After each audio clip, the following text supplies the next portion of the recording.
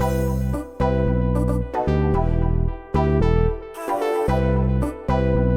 systems nominal.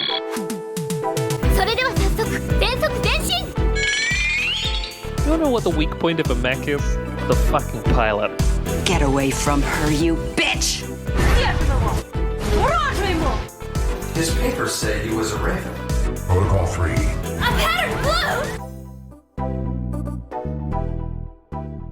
Welcome to On the Shoulders of Giants, a giant robot power hour discussing mechs across media, their stories, and why we love them. I'm Nico, and I'm joined by Alice. I'm glad we invented cancel culture. And Brian. I will now use the gender binary to perform a pincer attack.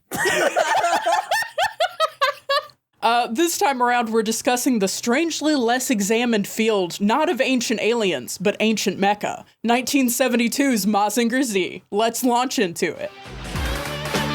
Having fun isn't hard when you've got a library card. Having fun isn't hard when you've got a library card. So, Mazinger Z was created in 1972 by Go Nagai. We read the initial run of 5 volumes. I believe that was serialized separately, so the initial bit was serialized from 1972 to 73, and then the kind of end bit of it was 73 to 74, but there was an interruption, I believe a publisher switch in there. So, Mazinger Z spawned a huge media franchise and arguably all of pilot and giant robot mech media. Like, it is responsible for a lot.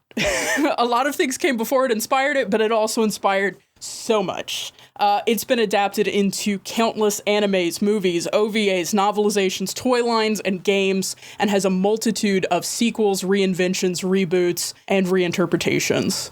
What did y'all know about Mazinger Z before we read this? I just knew that it was one of those ones where they're like, oh, that happened back in the 70s so that we could have Evangelion. You don't really need to revisit it because we have Evangelion. So that was my knowledge of Mazinger Z. I knew a little bit, there's like so many iterations of it, right? Like, I think one of them is called like Shin Mazinger or something. And like, I remember seeing some weird, not like manga, like in the US at least, manga comes in like little novel books. This was like an actual comic book for some reason. I don't know what was going on with it, but I remember seeing that, and that's pretty much all I knew and had seen until we started doing this show and I started being on Mecha Twitter, because people talk about Mazinger, but people talk about Grendizer more, I think. Yeah. But I saw something the other day saying that Mazinger, Grendizer, and a third one that I can't remember right now are like the big 3 foundational, and I have opinions about Great that. Mazinger, probably. Maybe. But yeah, and then I knew that it was like a super robot. We'll talk about this probably, but this is like one of the only like pure distilled super robot things I think we've watched. Yeah. Yeah, I will say I don't know a whole bunch about like the defined mech subgenres, which probably would have helped like when we did our episode on what is a mech, because I'm sure that like, you know, that's part of that conversation, but unfortunately. Aren't we redoing that every year? Isn't that an episode we're going to do every year as we relitigate the point of what is a mech? As I open up my heart. It would be very funny. We've been doing it every episode lately anyway. I mean, between Metallic Rouge and the Metal Gear Solid 3 conversation. Yeah. Those really pushed us to our limits. They tested us, much like Mazinger Z tested me. Yeah, for me, learning about Mazinger Z was really, it was like part of research, because like when we started this podcast, I realized I didn't know a whole lot about like where things came from, and like I had a nebulous idea. I think the oldest thing I knew by name was Ava, but like I knew there was stuff before Ava, and I knew there was stuff contemporary with Ava that was different, and so I started doing a whole bunch of research and went all the way back to Astro Boy, which of course, like if you want to talk about your robot anime and manga, Astro Boy is kind of where you start in that way. And so I was doing a bunch of research, and I decided that I wanted to be the book person, and I finally decided to bring a book with pictures. So when I decided to do manga, I thought it might be pretty good to take a look at, like, the OG. But I didn't know anything about it when I went in. Yeah. I'm so for doing more manga on the show. Oh, yeah. It's a wonderful genre for mecha, and you can just get so many beautiful porn shots of mechanical pieces in manga that is... Yep. Yeah, I briefly was like, wait, where are we going with this sentence? Yeah, I am going to go ahead and give a synopsis of Mazinger Z. I'm going to be totally free and open and vulnerable on the pod. I forgot to write this part. I made notes on everything else, then I got to here, and I was like, Oh, right. So this is brought to us by the community, by the people of Wikipedia. This is the only democratically elected synopsis. No, Mazinger Z is an enormous super robot constructed with a fictional metal called Super Alloy Z. This is going to be incredibly important for like volume fucking 4 out of nowhere. This is an alloy that's distilled from something only found in Mount Fuji, which I think is really funny because like so many mech anime are just about Japan. And it's like, oh, okay, yeah, because it started here with the only place we can get the metal for the robot is Japan. Right. So the mecha Mazinger Z was built by Professor Juzo Kabuto as a secret weapon against the forces of evil, represented in the series by the mechanical beasts of Dr. Hell. Dr. Hell was a person who discovered the ruins of a lost pre-Grecian civilization on an island named Bardos. And one of the things he found was ancient mecha, giant machines buried deep within the earth. So cool. Which are mostly just like beast robots, but anyway, it was an extremely important find, and it ended up shaping a lot of the stuff that went into Mazinger Z. So Dr. Hell went insane and decided to try to take over the world using these remote-controlled robotic beasts that he found under the ground. Professor Kabuto managed to escape after the rest of the research team was killed and went on to make Mazinger Z, knowing that Dr. Hell would continue to be a persistent threat. He manages to finish Mazinger Z just in time before the forces of Dr. Hell make landfall in Japan with mechanical beasts and bequeaths it to his grandson, Koji Kabuto, saying it is kind of his apology and his precious gift to this boy after his parents were killed in a research experiment, and that only Koji can decide how to use the extreme power of Mazinger Z to become either a devil or a god. So he gives this information with his dying breath, and he sets Koji rather, on a mission to use Mazinger Z, meet and make lots of friends, and continue to battle the forces of Dr. Hell, led by a variety of different people, but most prominently including Baron Ashura and Count... oh god, what's his fucking name? Brocken. Brocken. I kept wanting to say Brockhampton. Brockhampton! Led by the forces of Count Brocken. And from there, it kind of becomes a Monster of the Week show. Yeah. And that is pretty much what happened in the first 5 volumes of Mazinger Z. With that, we'll go ahead and go to the break, and afterwards, we will get into it. We will get into it. Hey, Nico here in the break. Just wanted to let you know that while this is a podcast, and we'll always do our best to describe visuals we're commenting on, we'll also include links to the mechs and images we discuss in the show notes, and post actual photos on our show website. Along with that, make sure to check the show notes for content warnings as appropriate to the episode. That's all for now. Back to the show.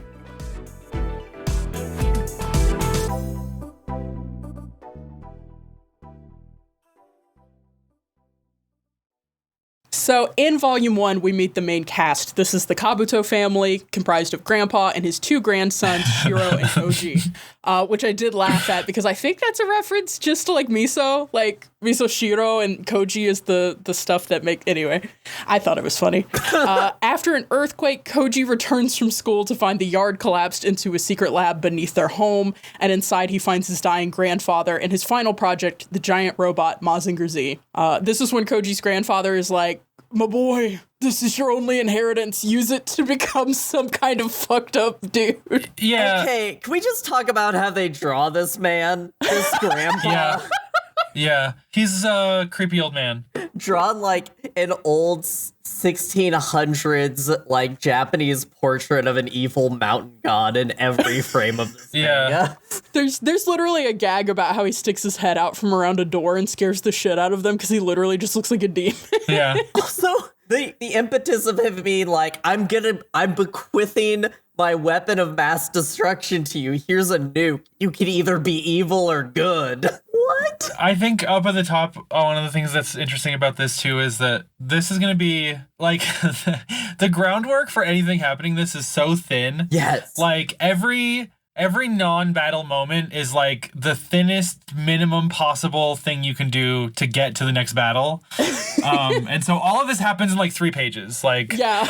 It's so crazy. Yeah. And 2 of the pages are mostly about Koji's very cool motorcycles. Hey, Yeah. they're really cool, by the way. What the fuck is a hover pilder, by the way? What the fuck is that thing? What is a pilder? What word is that? It's made up garbage. I was like, what the fuck? And everyone's like, oh yeah, the pilder. The what, motherfucker? Also, we should also say that the version that we were reading is definitely fan translated. Yeah. So there may be some interpretation shit going on. Like, there's definitely like grammatical things that I think is. I'm just gonna call that thing a fucking hovercraft, okay? Because the pilder, I kept writing Plider because I was thinking glider, and so I kept writing Plider. Glider. Anyway, he gets down into this thing. Grandpa fucking dies. The funniest sequence happens, which is his grandpa dies in his arms, and he looks over and there's a hovercraft that controls the giant robot, and he immediately drops Grandpa's corpse and is like, yo, let's get in this thing. Let's go. And then he proceeds to do like the biggest genocide in the whole series. Like, I don't know. At one point, they firebombed Tokyo a second time. I thought that might be more of a genocide. his like destructive rampage goes on for so long. Tokyo at this point is mostly made of balsa wood, so they can quickly erect it again. So, okay, I have a question about this. So, Yeah. So Mazinger Z apparently has its own personality, and you have to control it. How does he actually gain control of it? He realizes that it's a motorcycle? Yeah, I think this is an interesting thing because I think it kind of falls out, honestly. Oh, yeah. In this first volume, when Koji gets in the glider, like the hovercraft, and goes up, and how this works, by the way, Mazinger Z is a giant robot. It looks like a 50s robot. It's got the big chunky torso and the little waist, and everything's kind of blocky. It honestly looks like a guy in a suit. So, okay. It looks like a like- guy in a suit. I'm going to dive into it immediately. So, Okay. because to visualize this, honestly, look at some pictures and you will immediately know, like, where this all is coming from. Yeah. But Nagago, before he became a debut artist, he worked as an assistant to Shotaro Ishinomori, who is most notable for creating Cyborg 009. And that very distinct style. Ooh, and so yeah. his art style really impacted Nagigo's because he was his assistant as he started out. Okay. And was drawing For a lot sure. of that and got into it. All that to say, both of them are more into the Sentai genre, which is your Power Ranger, Ultraman, Kamen Rider. that kind of stuff. Yeah. And so every single mech in this literally just, if you didn't have the buildings around it, it would be a dude in a suit. Yeah.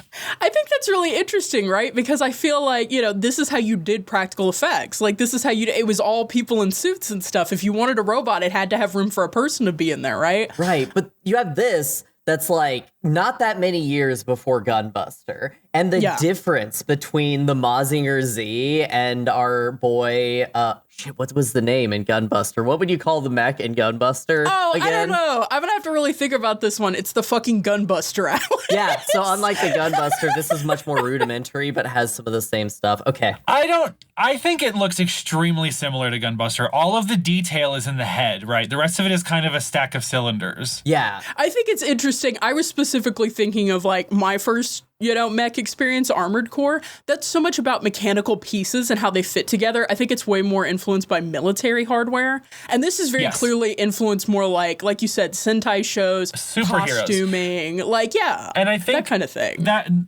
This actually leads into what I was going to say about the genre difference anyway, right? Which is that this is definitively like the super robot genre, which is, I think the core difference is how the mechs are portrayed, right? So right now, at least, the big distinction is super robot and real robots. Like your Gundam is your real robot. We've watched a bunch of, I think, real robot genre shit where it's the real robot genre is defined by, the mech is a machine of war that is animated by humans who use them as weapons of war and what that means and all that stuff.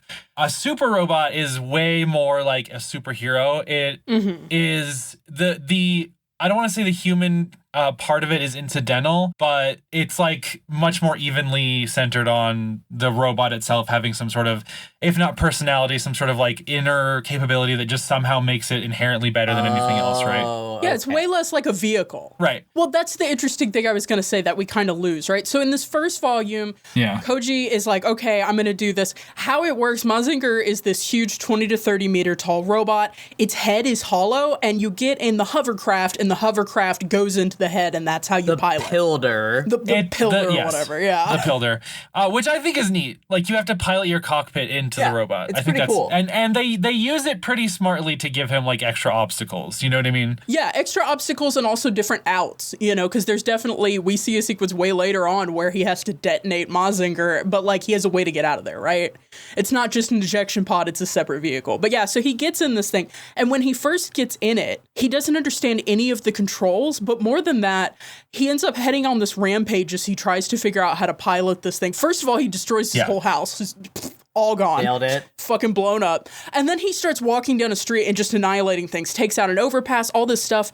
And he has this real, like, existential struggle with the idea of, like, no, I want Mazinger to be good and not a demon, It looks like a devil or whatever. I've got to control it. And there definitely seems like Mazinger is, like, a separate entity that has, like, a feeling about what it wants to be or who should control it. Right. And then that falls out almost immediately because Sayaka teaches him how to drive, and then from then on, we don't really see that so much. But yeah, so there's this sequence. Koji takes the robot out. He leaves his dead grandpa just on the ground, tries to take a test drive, goes on a rampage, breaks a bunch of shit, and we get introduced to Dr. I believe it's Dr. Yumi. Yes. And it's Dr. Sayaka Yumi. Yeah. So Dr. Yumi, who works at Japanese photonics lab, there just really is a bunch of shit in this that's just like, sure, that exists. This is I mean, this is the genre. This is the space that it's working in, right? before microchips were really out there. Yeah. And sci-fi Yeah. was like when they're in the battle room and it's just one giant CRT TV. Was very much It's very good. Listen, your ray gun gothic needs to hit at least these notes, right? I wrote down here Nerve HQ 1972. Yeah. It is pretty good, especially the sequence when it gets attacked and launches its defenses. Yeah. But yeah, so he ends up being stopped by another robot. This one, it's really funny. So there's this whole bit in the beginning about how the fuck did his grandpa pay to build Mazinger, right? And it's like, oh, grandpa has a ton of patents, and so we have a shitload of money that we get as like proceeds from people using these patents. That's how I can buy 500 motorcycles. And then we find out that there has been a public initiative, like a government-funded initiative to use this kind of research, headed by Dr. Yumi, which has culminated in the creation of another giant robot that hasn't debuted yet. Because it's really interesting. Nobody knows what the fuck Mazinger is when it starts running around. And then from then on, everybody in Japan has been briefed on giant robots. Yeah. Because the next thing we see is the arrival of the giant robot Aphrodite A, which is a feminized mecha robot piloted by the daughter of Dr. Yumi, Sayaka. She's got titties, everyone. And when I say feminized, she does have titties. There's so many tit-based weapons in this. There's like 7 different tit-based weapons in this thing. Mechs are bodies, baby. Yeah, mechs are bodies, and my tits can also do this. My tits can fire a heat ray. Yeah. Yeah. But yeah, so he's stopped by Aphrodite A and Sayaka piloting it. They realize that their systems are basically analogous, so she's able to connect to him over the radio and be like, hey, why the fuck are you doing evil? Stop doing evil. And he's like, thank God you're here. I'm not doing evil. I can't fucking drive. And it like cuts away and some exposition happens, and when it cuts back, Sayaka has taught him how to drive. It's literally the fucking I think you should leave bit where he's like, I don't know how to fucking drive. What is your problem, man? Do you know how to fucking drive? No. What? No, I don't know how to fucking drive. I don't know what any of this shit is, and I'm fucking scared. And it's so Oh funny my because God. later he's like, I feel like my granddad kept buying me motorcycles because it taught me how to pilot this. Clearly it did not. It didn't. No, it didn't work. We talk about how the interface for the Plider is literally just a Harley shaft. Just Like 2 minutes after Sayaka teaches him how to drive, Japan is attacked by mechanized beasts from the sea. who could have seen this coming? We gotta exonerate our boy real quick, or else this is gonna be a problem. And so these mechanized beasts are obviously the dread machinations of Dr. Hell. At this point, we don't know Dr. Hell, I don't think. We just know Baron Ashura, who is his hot dog-style bi-gender lieutenant. Baron Ashura is gender. Oh my god. Like, okay, so this person, if you all have seen like the Victor Victoria music video, Yes. it is literally like a person, like bifurcated man, woman.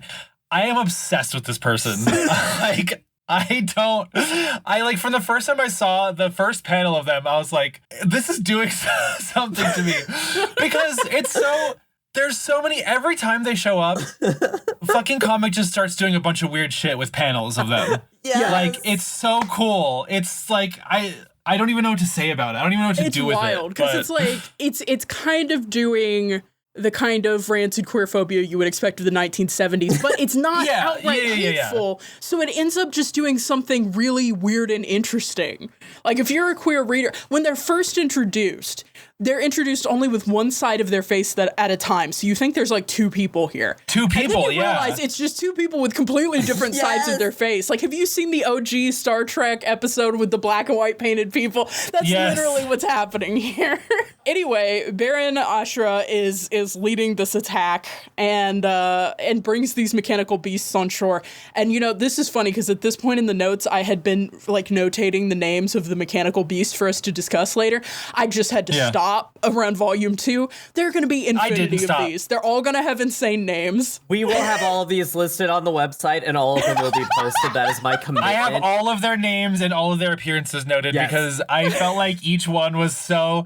Some of them are incredibly lame. Let me get that clear right now. Some of them are incredibly lame. Talking about?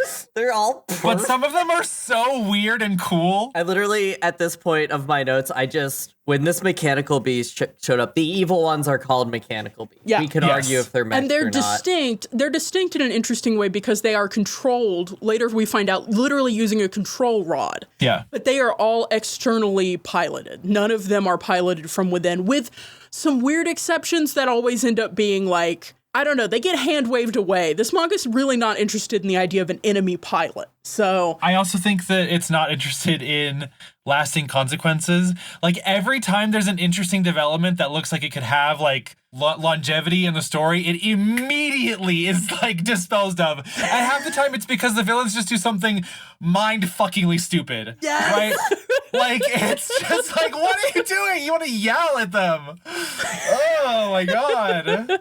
Anyway, sorry. These two, so do you have these two, Nico? no, I deleted all of my notes on the individual names because I was like, I can't live like this. I just wrote Bonebot, Bonebot, Bonebot over and over at this point. That's all I remember. The Bonebot is the Garada M2, or so the Garada K7, and the other one with the two heads is the Dubliss M2. So good. Naming my bigender child Dubliss. Just to get this right up front, I love that pretty much in the entire series, we always fight two at a time. It's always a pair. We always get two of these jokesters. They're always in teams. It's so funny. It's either pairs or like, 3-person or 3-beast units. It's so funny. They're like, we're just not going to do this to... I think in one of the end comics, there's like one that just like turns the ground into mud, and that's like his whole bit. And when they solve the mud puzzle, he's done for. That is literally the last one. It's so funny. Like, what the fuck? This is how we're ending this. Anyway, to get back on track. So we've got Koji and Mazinger, we've got Sayaka and the Aphrodite. They're attacked by the mechanical beasts, and they just go to town because these things are headed towards the photonics lab. So they cut in, catch them, and fucking clown on their asses. And this will be the theme of the rest of the manga, is clowning on the asses of mechanical beasts in different ways. New Mazinger power just dropped. I love that. Mazinger can spit acid rain out of his train grill mouthpiece thing. Oh my god, Rust yes. Hurricane. What are we Rust doing? Hurricane. Yeah, this is a good time to talk about. So, like, it's really funny. Koji has learned to pilot his mech from talking to Sayaka. The first weapon I believe we see him use is the tit ray. Like, that's what was, she was giving him the rundown of all the different buttons, presumably with the origami folded next to him. And he was like, ooh, tit ray. He has a heat beam that comes out of his tits. It's either the heat beam or the rocket punches. They're classic He has mech rocket punches. He has a grill on the front of his face that does the rust hurricane, which just like erodes metals. He has laser beams from the eyes, and I think he has like one other thing. But, like, that's his set right now. The Aphrodite, don't worry about it. The tit thing for sure, but just don't worry about anything else. Yeah. So, so looking at this in a historical context is how I approached this. And so it was very funny to see Mazinger Z shows up. He immediately uses all of the weapons we will see throughout the rest of the series. He does not ever get an upgrade. He gets flight sort in of. like He gets the flight, fourth yeah. one, and that's it. But no like new weapons. He doesn't unlock a power. And then going to Gunbuster, where Gunbuster would just pull shit out. Gunbuster just hits everything. No. Mazinger does get upgrades, but nobody talks about them. There's a certain point where his rocket fists randomly get axes attached to them that we never talk about, that he just shouts and uses. He also gets a big sword fighter jet that nobody talks about that he just summons at some point. Yeah, the jet scrander thing. Yeah, jet scrander. Which, another made-up fucking word. What the fuck is that? Is this... My note on this is this the equivalent of when guys named Blake get a kanji tattoo? Like, they're just, like, making shit up because it looks funny on a page. Like... It's like Gundam and shit, right? Like the whole time I'm like, oh, I can see where Gundam's in this. Like the Pilder is the core booster. Like it's so like the allegories, and it's like, yeah, those names are also as fucking stupid. One of the like things that I think is good to think about with regard to the super robot genre is that I think it's useful to categorize them. Most of Gundam is real robot. I would consider G Gundam specifically the super robot of the Gundam series, because that's, again, we're getting into situations where like the general mechanics of what's going on surpass, like it just becomes straight up mythopoetic sorcery. You know what I mean? Like the way that any of this shit is happening. Right. Yeah. A guy towards the end of this literally just has illusion sorcery. Like, hey, not as cool as snowblower mechanical beam. Yeah, snowblower. See, that's hard sci-fi because it doesn't create the snow. It has to collect it from Mount Fuji. Anyway, we'll get there. But after all of this, Koji and his younger brother Shiro are set up in a new house close to the lab so Koji can quickly get to the Mazinger and fight off continual threats from Dr. Hell, because it is not going to stop. This is going to be, for the rest of time, Monster of the Week or shit. This is like every day or something, you know? Like, you know, there is a little bit of an overarching story that wraps up in Volume 5, but for the most part, it is punctuated by these Monster of the Week incidents. So, also, I forgot to say, I'm just trying to imagine, so the mechanical beasts are all so fucking wild.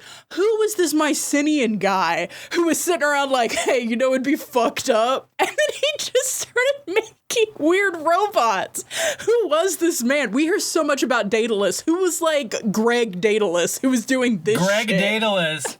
Yeah, that's a great question. You know what I got? I got Atlantis vibes the whole time with the origin. They literally say it was from an island that sank into the sea. I'm like, oh, it's Atlantis. It's just, there was some crazy Mycenian dude in Atlantis being like, put whip tentacles on it. Shut up, put whip tentacles on it. Should we be like duplicates of any of these? No, one of each, and they each have to have a unique shtick. Everybody gets one. No, everybody gets one. So I don't know. We don't. I mean, so we get the structure. I don't know that we need to move granularly through each one, but I do want to talk about the very next little arc that happens. Yeah, of course. Because I think that this is where we learn what the fuck Baron Ashura's henchmen are, which is crazy. It's so cool. It's some of the coolest shit that happens in the whole story to me. Get into it. Dig in. Yeah. So Koji's settling into his new life at a new high school. He shares a class with Sayaka and a student nicknamed Boss. I immediately forgot Boss's name. Goodbye. It's gone. Boss. Boss runs a small motorcycle gang with two cronies. And Koji and Boss are set up as romantic rivals for Sayaka during some school shenanigans, but all of that shit is just so you know what they're doing when the shit that's actually thin, matters. You guys. Yeah. It's like little gold leaflets. They're like, what is literally the bare minimum we can staple on here? But yeah, I mean, it's pretty funny though too. Alice, you wanted to talk about like shonen as a genre and like, oh yeah, yeah. This manga came out when issues of manga comic books, you know, your weekly Shonen Jump and those things sort of started. Yeah, this originally came out in Weekly Shonen Jump and then it was reissued in Kodansha, but like... Okay, yeah. So I want to talk about shonen as a genre. So shonen existed and has existed through Japanese culture, which is, it's young boy manga, young boy comics, young boy stories, things for young boys. And the genre of shonen, which as we know it today, is your Narutos and your One Pieces. And it kind of started with this, which is they would, at first, like, you'll notice by reading this, like, your typical manga today is 30 to 40 pages, chapter by chapter. And that's because they are issued in a weekly comic book or a monthly comic book in many cases. The current Shonen Jump is a monthly edition. But it used to be that these would be like special issues like Shonen Jump Presents, like we are the publishers who have the market. And it wouldn't be like a weekly thing. You're not waiting to see what's going to happen in Mazinger Z. You're going to wait for the quarterly one where they have 200 pages of Mazinger Z, as well as 800 pages of another manga. But where we see a lot of the current pervert culture of Japan starts here. And I'll say that the nicest way is, so this was the shonen era. This is also during a time of a lot of cultural change in Japan. There were the protests against our imperialization. And I mean, great time to be a vassal state of the United States during the Cold War, right?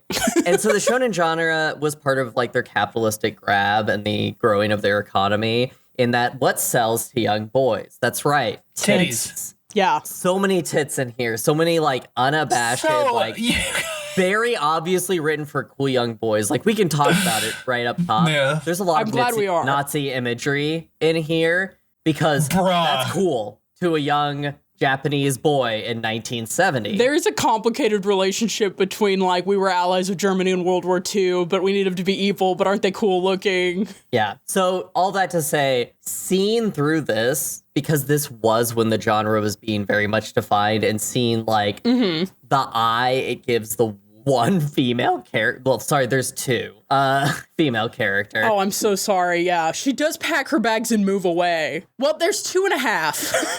There's 2.5. But the way it just is very unabashedly like, no, we're going to give them the perfect incel wife, trad wife woman who just wants to be there with She's Koji. not a person. Sayaka Yumi is literally not a human being. That's really interesting, I will say. So when I was doing research for this, obviously a lot of stuff on the Mazinger anime was coming up. Yeah. I do think her character in the anime is like grown in a way. It is not present in this manga. If like your only exposure to Mazinger has been the anime, I think you have a different idea of Sayaka than is presented in this manga, because in this manga, she has like a little bit of spunk at the start, specifically when she's kind of like stopping his rampage and like teaching him stuff. But then she literally just becomes like a female character who's always down to go on dates, always down to support him. I will be praying for you and thinking of you. Super supportive girlfriend. She's there to be boobs. Anything on her own. Cannot do literally anything. Yeah, so I think that's interesting to keep in mind. Like I said, especially if your exposure has been through the anime, I think you'll find this is a very different character if you read the manga. Very flat. But yeah, it's definitely interesting. It's something to keep in mind. I don't know that we'll touch on it a bunch. There's some specifically egregious moments, but like, yeah, there's a lot of TNA in this, including robot TNA. Yeah, and I think we can just kind of backburner it as this was made in the 70s, you know, and it was made for a very specific audience. To a certain extent, yeah. But sometimes it is just like, but just know it's whenever we mention Sayaka, she's not doing anything else. Yeah. She doesn't exist. Yeah, it's tough. It's tough. But yeah, Baron Ashura once again brings Mechanical Beast to attack Tokyo. But there's this weird moment where the Baron appears to be piloting Mazinger themselves. And Boss, this fucking guy. Their classmate Boss is going to be like the Deus Ex Machina, the Boss Ex Machina, if you will, of so many situations. If it feels like sometimes with the author's like, I can't figure out how they would reasonably get out of this. He's like, Boss was there. Real quick before this arc, there is a quick thing where we learn what Baron Ashura's henchmen look like, and I want to talk about them because of the robot thing. Yeah. That's during the attack. So Koji is attacked at his home. Yeah. So that's when we see these people. So Ashura's like, oh, I failed. I'm just going to try to kill the pilot, because without the pilot, they can't do anything, and I can just take the robot, whatever. So he sends a bunch of his henchmen. Koji's house is immediately broken into. This is like 3 days after he destroyed it himself. Like, his life is literally nonstop chaos. But this sequence is surprisingly bloody also. Like, there's like some violent kills. Oh yeah, this is the first time Koji kills a man? That happens. Koji, cold as fuck, no hesitation, kills a man. No, there's plenty of hesitation. I thought this was interesting. It's only given like 3 pages. But there's this situation, he's being swiped at by a sword and he's kind of having fun with it. But then he gets the sword from the guy and like there's like a pounce stab situation, and he drives a sword through his chest, and he's kind of sitting on the floor like, what the fuck, I just killed a guy. And his little brother's like, good job, buddy, you did it, you defeated the henchman. And he's like, what? Oh, I do, yeah. And then the detective pops up and things keep moving. But there is like a half a page where he's just like, dude, I just killed a guy. I forgot. You're totally right. He has a shell-shocked moment, and I have this in my notes because what his brother says is, why are you trembling? You are too young to have Parkinson's. Yeah, okay, that was great. I wrote down in the scene, I'm so glad this was written before Vietnam and PTSD wasn't invented yet. Literally was not in the DSM yet. The henchman at first is like, so actually, I think what it was is Baron Ashura wants to capture Koji and make him a henchman. So the henchmen come and they say, I'm going to behead you. And at this moment, I was like, what do you mean? Like, you're supposed to capture him. It turns out that's part of the whole thing because you should know, they are all wearing these iron helmets. Yes. That kind of looks like a Shar Aznable helmet. I'm going to be real. I did not get that at all, but that makes sense. I went immediately to like, what if a Spaniard helmet just like went down over your face? Yeah. Mm-hmm. That's what they look like to me. But so Baron Ashura's henchmen are like headless cyborgs with like exposed brains that he like programs to do his bidding. Yeah. The panel, that's one of the panels I saved. It's like it's like gory. Like, it's like exposed brain fused to circuitry and shit. It looks crazy. For a fucking comedy, and then there's blood and gore in this, it threw me off so fucking The funny detective shows up and shoots a guy cold in the fucking head. Like, that detective is always down to just wave his fucking snub nose revolver around. Just all the time. There's a lot happening here. You can definitely feel like, oh, there were a bunch of interesting little tropes that were starting to form in like comics and stuff, and they're kind of all showing up here, which is interesting. There's a really funny moment that kind of sets up a moment later of like the thin on the ground character moments. Yeah. But like Ashura mentions that it's like Koji is a worthy adversary and insists they will battle again, which is it's a classic comics trope. But it is really funny because there is a moment later where Baron Ashura is like, oh, it's so hard having enemies, but if I didn't have any enemies, I would be lonely. Which is the hater lifestyle. So cute. One of the banger lines of all time. So good. But then out of nowhere, they're going on a hike. They are with some various researchers on a hike on a foggy mountainside. They hear rumors of ghosts and they have this eerie experience where they see apparitions. And Koji is convinced it must all be fake. He reveals this in the onsen. Okay, so at the hotel. I'm very proud of my notes in this section. You'll never guess what took me the most in this scene by what I wrote here. Yeah. But yeah, the onsen scene is amazing. Can we just talk about I wonder, this must be the first onsen scene in mech anime. This is so much. So I love it because it's just nonsense. They're having this whole day, but the hats, guys, the hats in this scene, everybody has a hat that has their character, and this is when Koji's wearing the stupid little fedora, right? When they're on the hike. It's ridiculous. Yep. I was just obsessed with their hats in the scene. They were all perfect. But so in going to investigate what Koji is convinced must be a fake ghost situation, which is just, there's a lot happening with the fake ghost situation. But anyway, they uncover that he, of course, was right. Sayaka was being superstitious. It's all a cover for the base of Count Brocken, another of Dr. Hell's subordinates, who this fucking man. He's a Nazi. He is decapitated. He's a Nazi. He's a decapitated Nazi. And his head floats around on like a little jet. And just sometimes constantly, his body carries it. Yeah. Like sometimes underarm. he carries it like, like the Headless Horseman or whatever. But like a lot of the time it's just floating around and he's really going, my head is over here. Yeah. I'm kind of obsessed with them too. It's just from a character design standpoint. The character design in this is very fun. I really like it. I think this is doing something interesting because, I think this is something we talk about around Star Wars in terms of, mechanical replacement parts alienating a person from humanity. This is definitely a series, and it's following in a lot of different traditions. This is definitely, it's something we're still grappling with, but the trope of the disabled villain is something that is, continual in society. But it really is like hit after hit after hit in this one. Everybody's either a cyborg or they were a recovered body that was changed, or they have something weird and fucked up going on with them in contrast to our perfectly hale and wholesome high school students, which is, I don't know, it's something to deal with. But Count Brocken kind of fucks, so. In a similar vein to speaking about the villains like writ large, one of the things that is established earlier that we didn't talk about is that apparently Dr. Hell has psionic powers because he threatens to crush Baron Ashura's head with his will alone. I forgot.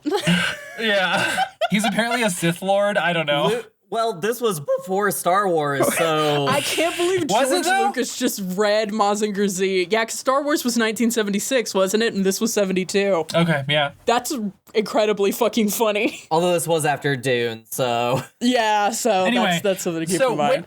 We don't have to talk about every mechanical beast, but I do want to talk about this one. Yeah. This one's an angel. When I saw it, I screamed, oh my god, it's an angel. It really is. It's the puppet deployment beast. Puppet. It's so cool. It's like a big disc that has a bunch of arms, like hanging off of it. Mario N7. Yes. And it has like a big clown face also on like the center of it. The clown face it has a painted face. It looks crazy. I was like, this is awesome. And it deploys mannequins with blade arms. It deploys mannequins with blade arms.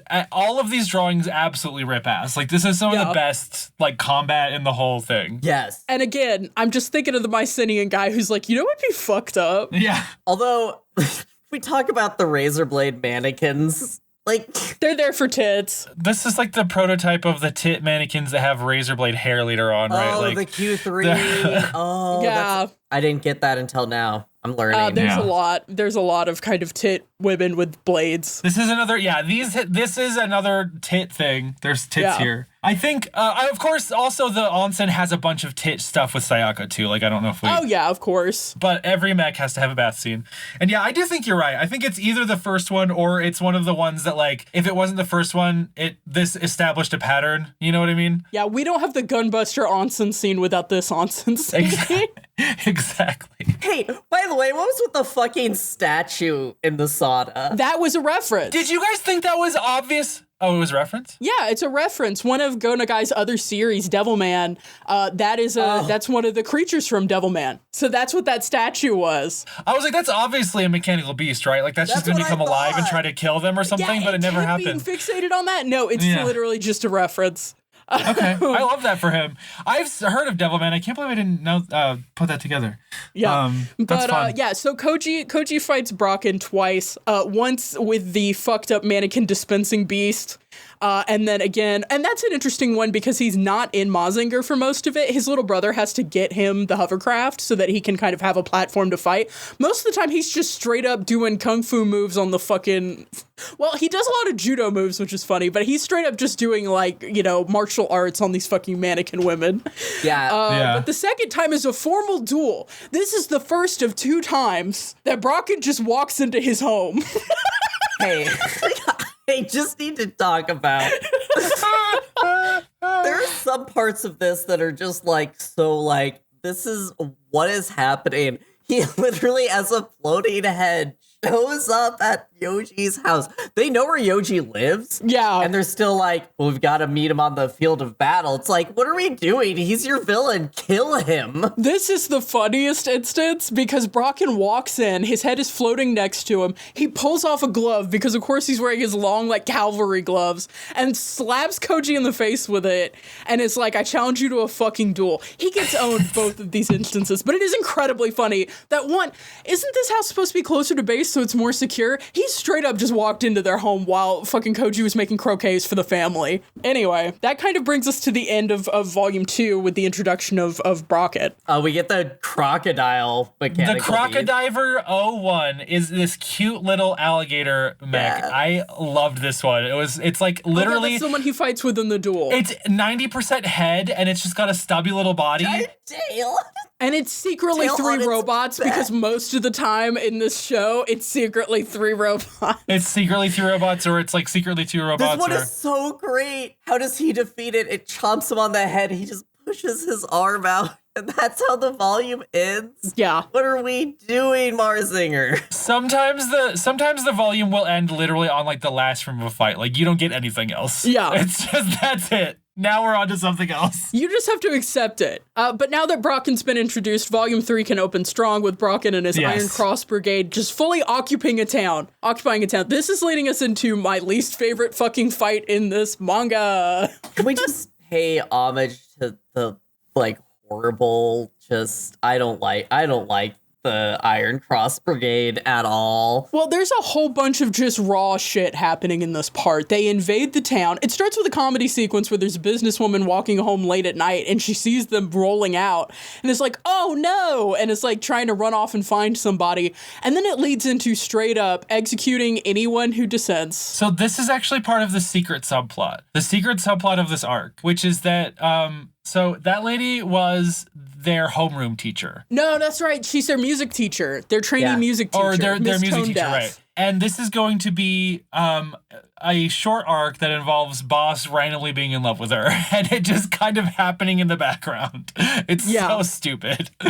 So anyway. But yeah, so this comedy part opens it, and then the Iron Cross Brigade, who are just straight up Nazis wearing iron crosses on their helmets instead of swastikas. Yes. They're like, okay, if anybody wants to fight us, step forward. They brutally execute anyone who does that. Anyone over the age of 30, step forward, brutally executes those people. And there's just like panels of just like bodies, you know, just like hands and you know, it's weirdly brutal. And then they're like, okay, all the men under 30 who are of fighting age we're conscripting into the brigade.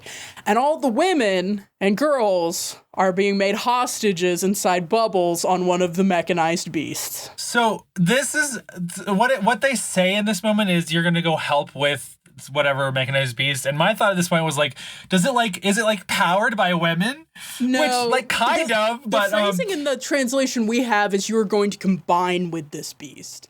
So I thought we were headed into some meat mech stuff. I think it's interesting we have these different reads. You're like, women powered? And I'm like, oh god, they're going to do some Event Horizon shit. No, so literally the mechanized beast, what's this one called? Hold on. Grogos G5. Thank you. Has a bunch of bubbles all over its body. Each one has a naked lady in it. Yeah, and a girl in it. Well, this part got me because it's not only that it just has naked women in it, it has naked little girls and shit in it, and they're all naked for like no fucking reason other than the mature women, they do have tits on screen. I'm just like, yeah, okay.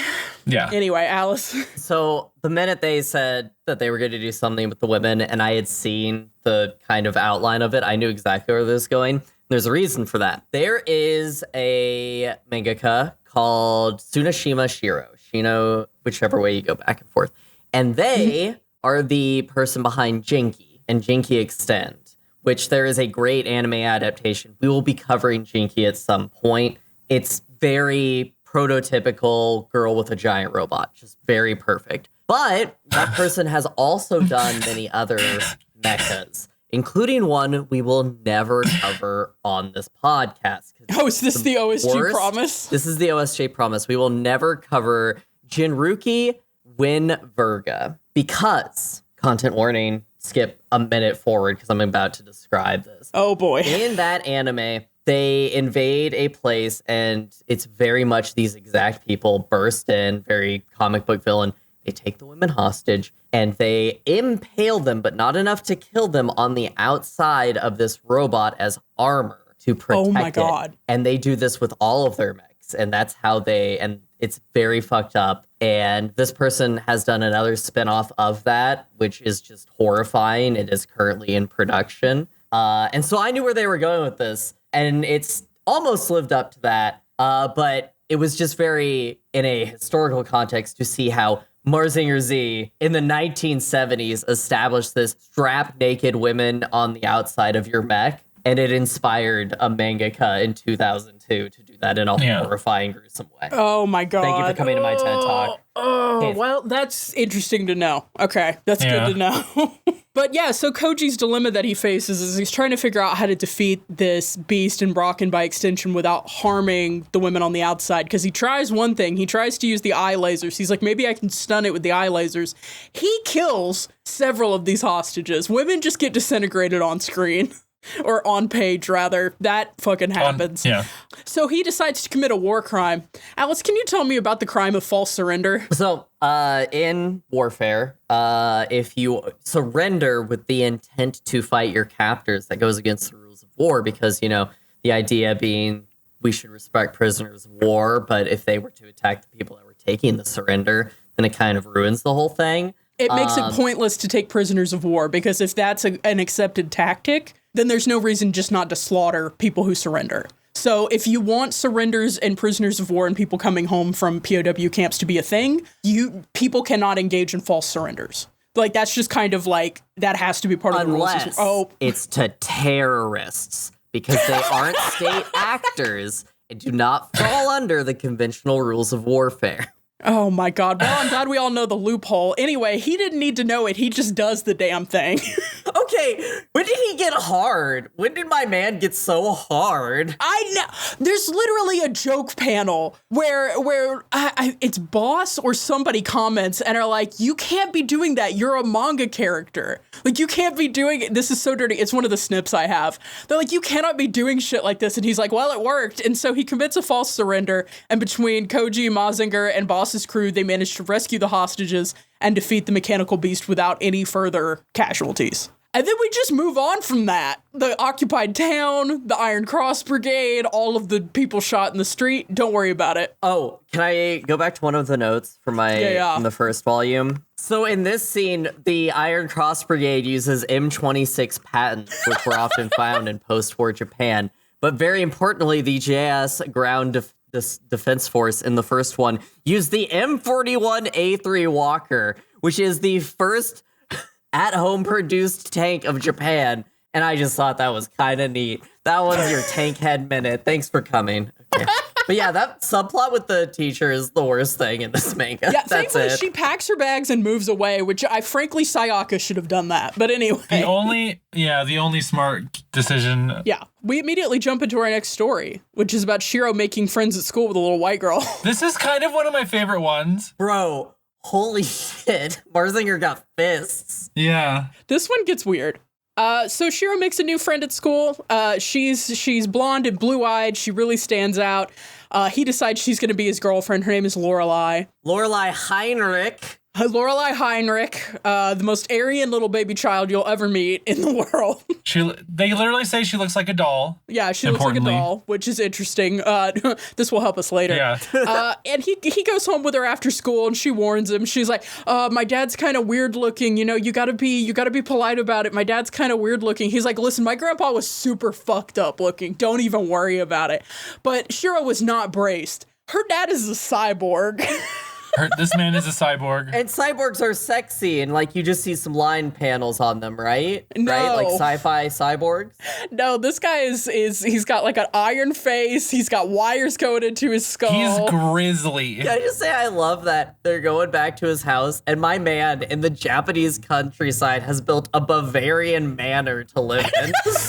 Yeah. My man transported from the Black Forest his little manor and cuckoo clocks. I need to also note, technically he is on the run from Dr. Hell, and he's like, where shall I hide? The Japanese countryside, how shall I hide? In my Bavarian manor house. I will say, I love him. He's like, bring in your little friend. I'm going to put on my smoking jacket and get a martini so I can talk to you, elementary school kids. Listen. Yeah, it's wild. But Shiro has this after-school experience with Lorelei, and when he comes home and tells Koji, they realize the man is a robotics scientist their grandfather knew. He was supposed to have died in an accident, but seems to have been revived, and the method of his revival, being like a fucked-up cyborg guy, indicates he was revived by Dr. Hell, probably to continue working on the most powerful robot ever. A weapon to surpass Mazinger? This episode, if this show ever did drops, that would be the drop. That's the drop. Surpass Mazinger. Yeah, so Dr. Hell's impatient about this. It's fucking... Sorry, I just remembered what this robot looks like. Yeah, this guy is trying to make the ultimate robot. We'll get to what it fucking looks like in a hot second. I can't. And Dr. Hell's impatient. He's like, it doesn't have to be perfect. It just has to be done. Perfectionism is the enemy of accomplishment. He's trying to gas my man up, and he's like, no, it's not done yet. I want to make a completely sentient robot, and it's not done. Right now, it's just a normal robot that you can control with a rod, like all the rest of our robots. And so he ran away. But Doctor, I've given them a doctorate they didn't earn. Doctor. His name is Stroheim. Ashura rejects this and is coming to reclaim this robot and seizes control of it with the staff. Dr. Baron Ashura. The staff of Bardos. This is the first time we see the control rod that makes the mechanical beast listen. Or like we've seen it in panels. This is the first time. Volume 3, midway through Volume 3 is the first time it's explained, oh yeah, this is the rod. This is the magic piloting rod. Yeah. So Ashura tries to seize control of it and it emerges. And Brian, tell us about what this fucking robot looks like. This... I'm looking at it again. When I say this mech has two heads, you're gonna imagine, like the classic, head, maybe two necks or one neck, shoulders, but no. One head, shoulders, second head embedded in the chest. Not just any second head, a horrific, lifeless anime girl face is sticking out.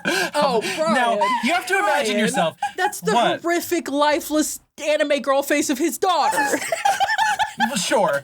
But you have to imagine yourself standing in front of this thing, which this is like a house-sized face of a creepy little Aryan girl staring down at you with it's one of the weirdest things I've ever seen. What the fuck is happening right now? This thing is called the Donau Alpha 1. Yes. Yeah, and it's Ashura fucking owns this dude, whatever. Ashura just owns. And with his dying breath to his daughter Lorelei, the adventure reveals she's actually a sentient robot. His daughter is a sentient robot. She is supposed to be the brain and heart unit of Donau Alpha 1. His final wish, he is dying in front of his robot child, and he says to her, this is my final wish, defeat Mazinger Z. He says, Papa is dying, but before I die, there's something I have to tell you, your secret, the secret of Lorelei, the secret kept specifically about Lorelei. Lorelai's secret, like... What are we doing? Like, his dialogue is nuts. It's nuts. And so he's like, listen, what you have to do is shed your physical form and fly into the right eyeball of your face on the front of this mech. At which point you will complete it. And you will become the fully sentient Donau Alpha 1. I'm ready to make my comment on the mecha design. I'm ready. Please go forward. Please I'm go ready. with Please God. go forward. Godspeed. It's like if the Juggernaut put on a t-shirt with an anime girl on it.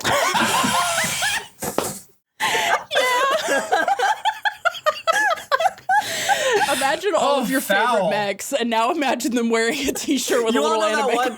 That one ripped dude who's into anime, and he's like ripped as shit. He wears this super tight shirt with Hatsune Miku on it to the gym. Yes. So, like, I'm not gonna tell him his waifu is shit. That's what this looks like. So how do you combine as an android with your true form? You shed your physical form. See, okay, the important thing is your age and appearance in drawing has been fluctuating wildly between panels. You look anywhere from 4 to 7 to 13 years old, depending on what panel is, what the shot is, whether you need a panty shot. And now you're going to become sort of a naked wayfish creature with tits out. And then what you're going to do is you're going to fly into the right, I said this before, but I need to be clear, the right hand eyeball of your creepy face on the front of this mech to seize control and make it a fully sentient robot. Don't forget your... And it's gonna turn blue like the river Danube. Your hair propeller. Alright, I know it's supposed to be like an angel halo, but it's like so fucking wild. The hair. It looks like a hair propeller. I just want to be very clear though. The way you trigger this whole transformation is you pull the bow from your hair, and Oh that god, is that's what right, I happens forgot.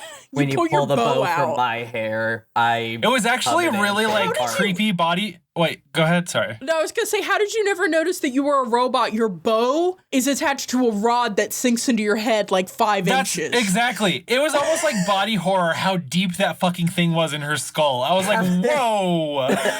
Yeah, it's fucked. It's fucked. Have you never seen Westworld? Yeah, no, I've seen it. I just didn't expect it to happen with Shiro's little friend from school. Also, does it turn blue or does it just get blue markings on its face? No, The it turns chest thing. blue. The whole thing. We can't tell because the manga's drawn in black and white, but they put some sound effects to indicate it has turned blue. Okay, good. Okay. And somebody says, "Oh my god, it turned blue!" Like, anyway, this is where I noted that something that's been happening, I think, with this serialization, as I read it, was that I think that the like really siloed villain of the week format that this is doing, and how it has the DNA of all these other things in it.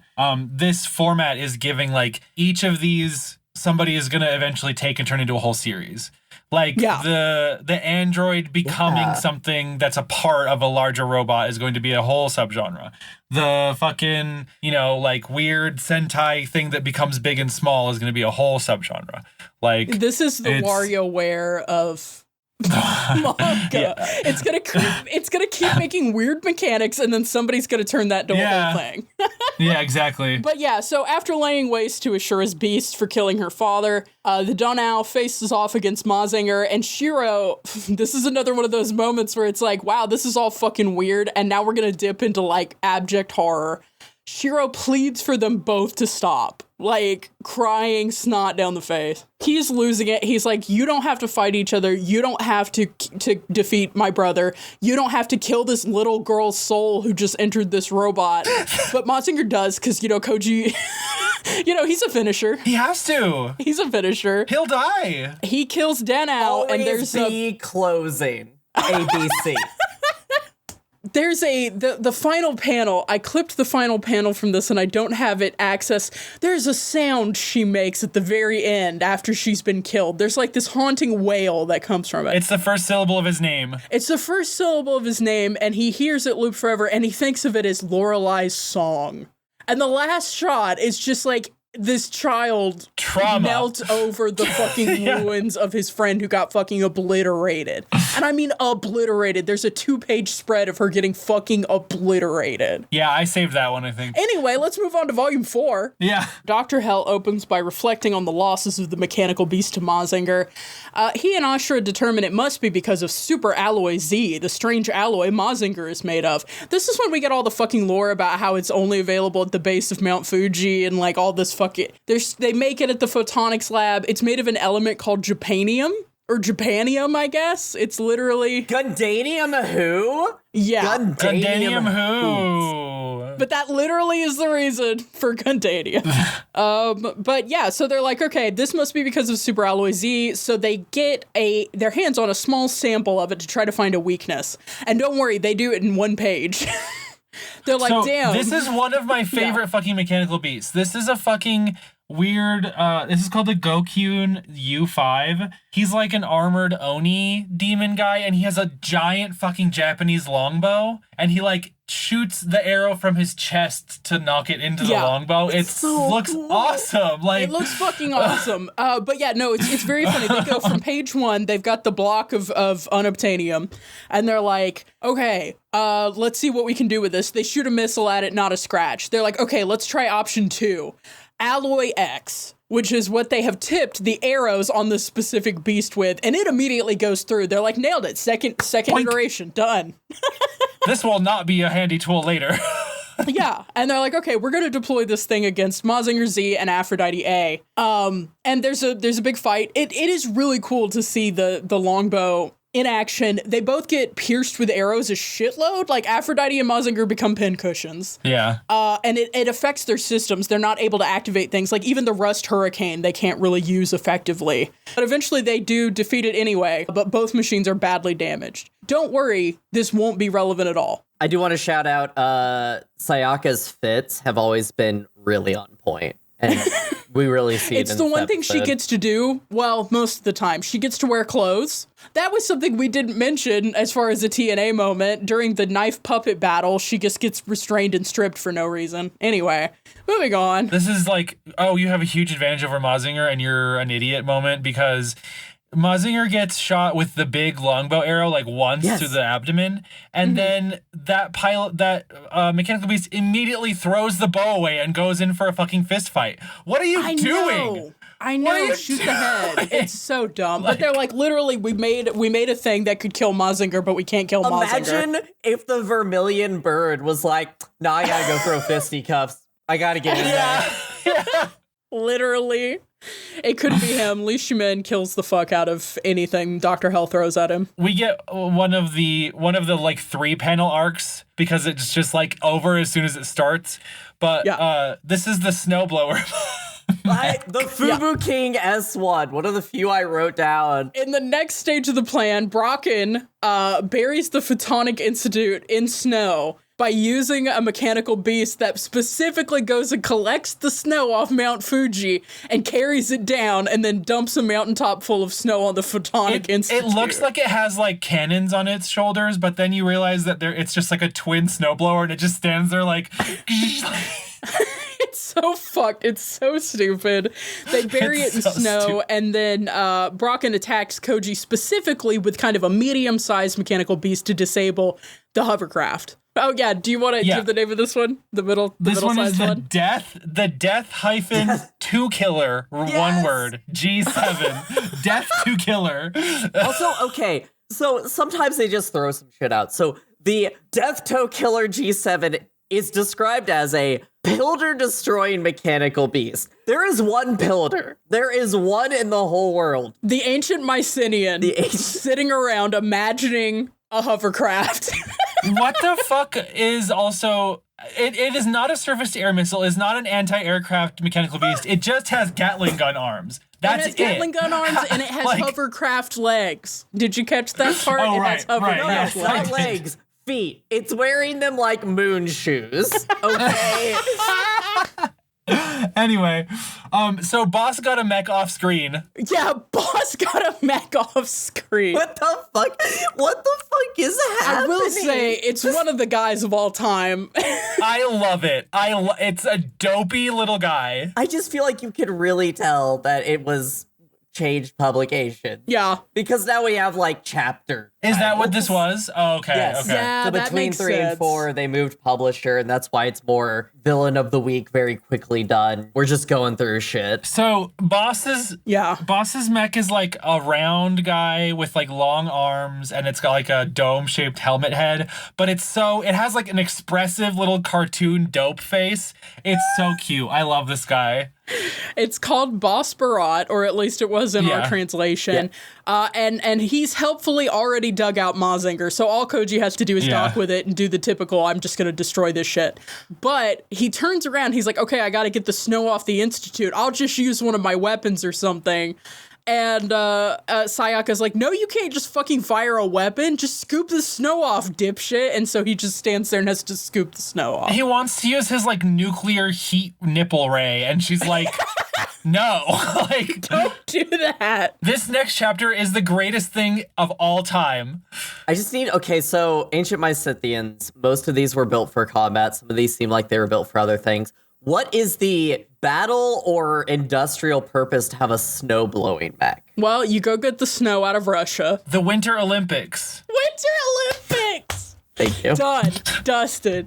Snow dusted. Brian, this is your chapter. When I read this, I was like, This is my favorite. Brian is gonna, literally, I just kept writing, Brian is going to fucking die when he reads this chapter. Tell us about what happens next, Brian. Dr. Hell says, I have a special mechanical beast for you, Baron Ashura. And Baron Ashura's like, oh, word? Y'all, they got What is tier 4 Baron Ashura in this bitch. This is it is literally a Big Mech with one peck and one tit. It's so fucking awesome. Again, I'm by gender, but hot dog style. Yeah. down the middle? And then they proceed to, so like, every time Baron Ashura talks or like does a little plotting thing, they'll have like half of his face will say for the first part of a sentence and the second half of his face will say the second part of the sentence, or like they'll put both sides of his face on the outside of the panels, like in the slug on the on like either side of a panel containing something else. Like they do a bunch of really awesome comic book shit with Baron Ashura's like countenance, and then they start doing it with his Mechs countenance. It's fucking sick. I was like losing my mind. It was so awesome. Fucking good. That has 2 different weapon sets and can split in half. Both Boss Borot and Aphrodite A are fucking wrecked by it. And it is, okay, this is what gets me. I wrote, it seems about to defeat Mazinger Z. It defeats Mazinger Z. This robot defeats Mazinger Z. Out of all of the mechanical beasts we've seen up to this point, this one actually gets the W. But then Koji sets the damn thing to self-destruct and escapes in the hovercraft. There are so many times when the stakes of this story is keep Mazinger from being taken or destroy it so it cannot be taken. This is the first time we see it destroyed. The science team in the last panel says, well, you didn't blow up the head so we can rebuild it. Don't worry. And that's how he gets the win on Baron Ashura. I will say it right now, the official OSG stance is that Baron Ashura won. Baron Ashura has defeated Mazinger Z. This was a dipshit move and a jackass move and should not be counted. Going forward, the new Mazinger is a new Mazinger. He blew it up. You don't get to win on that one. Yeah. That's my stance. I agree. We absolutely have to talk about Baron Ashura's Mechs weapons, including one specific attack that it does. Where it splits down the middle and becomes an Iron Maiden. And presumably the spikes of that Iron Maiden are made of alloy X because they all pierce Mazinger. Like, it is not commented on. That move is what wrecks Mazinger's shit. It's a great panel. That's one of the ones I have saved too. It is a fantastic panel. Also, I clipped it and I said out loud to myself, is this scissoring? Ha ha. And I was alone. I just said that out loud in my room to myself. Anyway. Mazinger brain rot.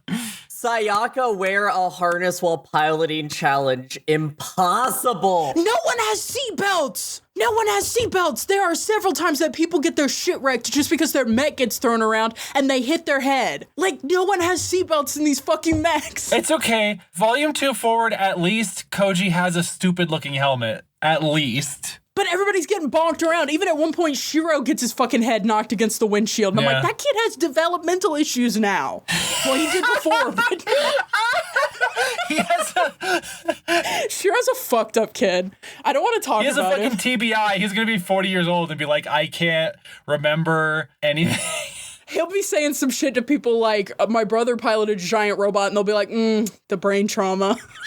Yeah. And it's the real brain trauma is he can't remember his social security number. But this is where we get the tits of all time. This next one, right? Yep. Tits of all time. For the next plot, because again, like Alice pointed out, we changed publishers and the stories start getting a lot shorter. But this is when we get more tits. But mostly we just get blondes. In here. For the next plot to kill Koji on ground level, Ashura sends their daughters. I love that Ashura calls them my daughter. My precious dot.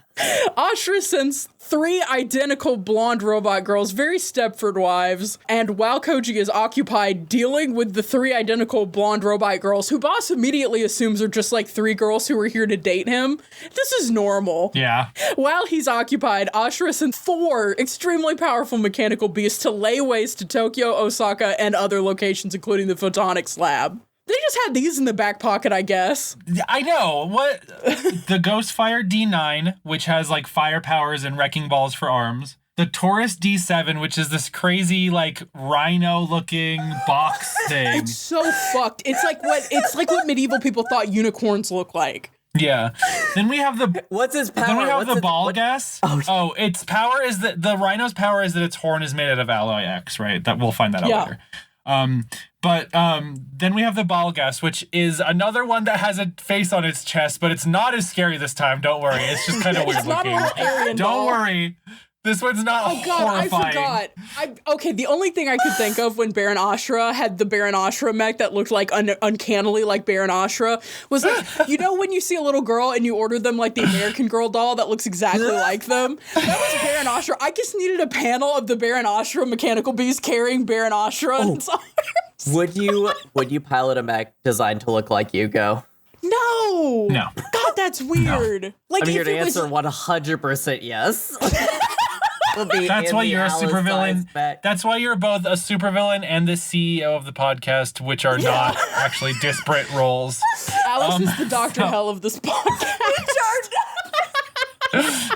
Oh, got me. So Ashura has this like complex ass plan, right? Where he sends the androids to kill Koji and then lays waste to Tokyo with these mechanical beasts in the meantime. He goes and says, "Hey, I'll stop killing the entire nation of Japan if you give me Mazinger," to Koji. And Koji's like, "No." And then he's like, then Ashura's like, "Okay, I have important business to attend to." Leaves. His important business is doing the same plan, but to Professor Yumi.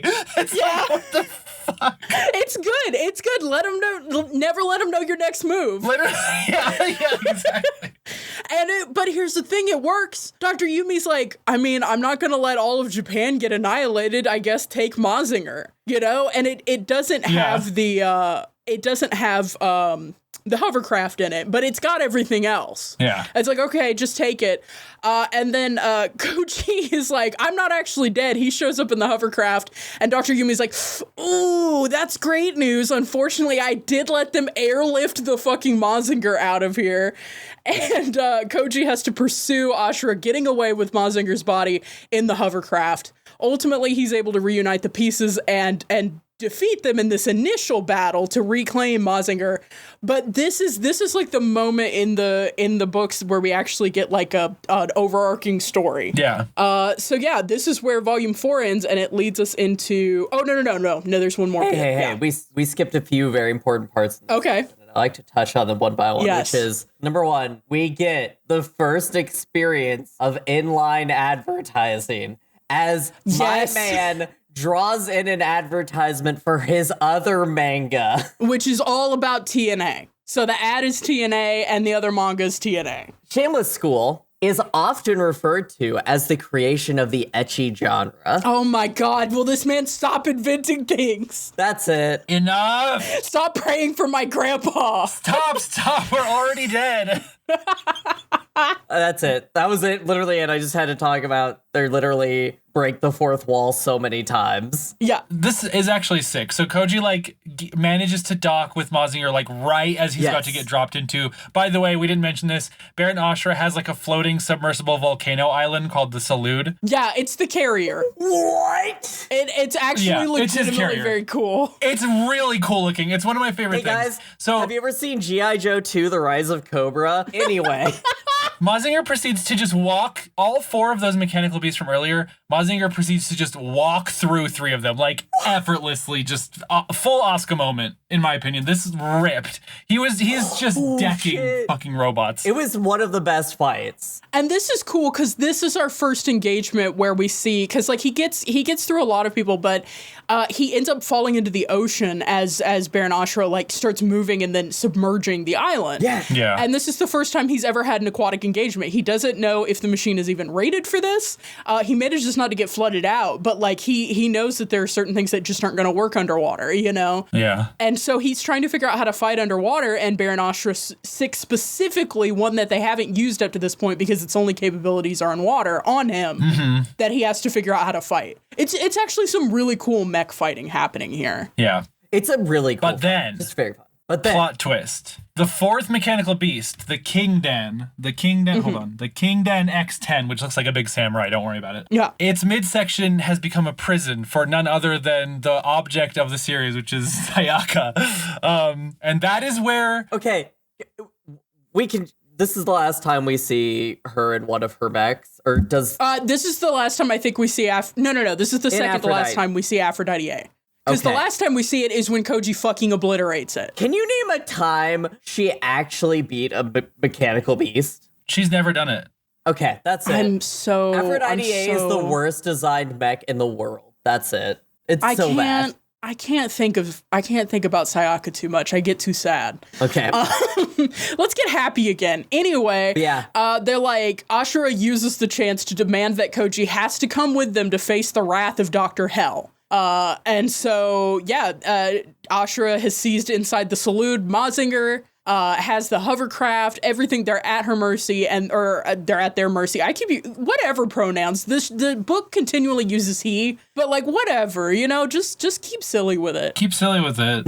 Yeah, Sayaka is in there, and presumably the remains of Aphrodite A. And so they all load into the Salute, and they fuck off to face the wrath. By the way, in the middle of this, Volume 4 ended and Volume 5 began. Like, it was our first, like, actual cliffhanger, like, ending. No, this is where Volume 4 ends, is they're in the volcano. So Volume 5 picks up with Koji, Sayaka, Mazinger, and surprisingly Boss, who literally, he's only there because they're like, how are we going to make this plot work? I guess Boss was clinging to the back of a mech. Boss, this is a sneaking mission. Yeah, Boss is doing his own fucking Metal Gear game. Yeah. But he's arrived on site. He gets changed into a disguise, and they plot how to get free. In the meantime, Dr. Yumi has been faced with the tough decision.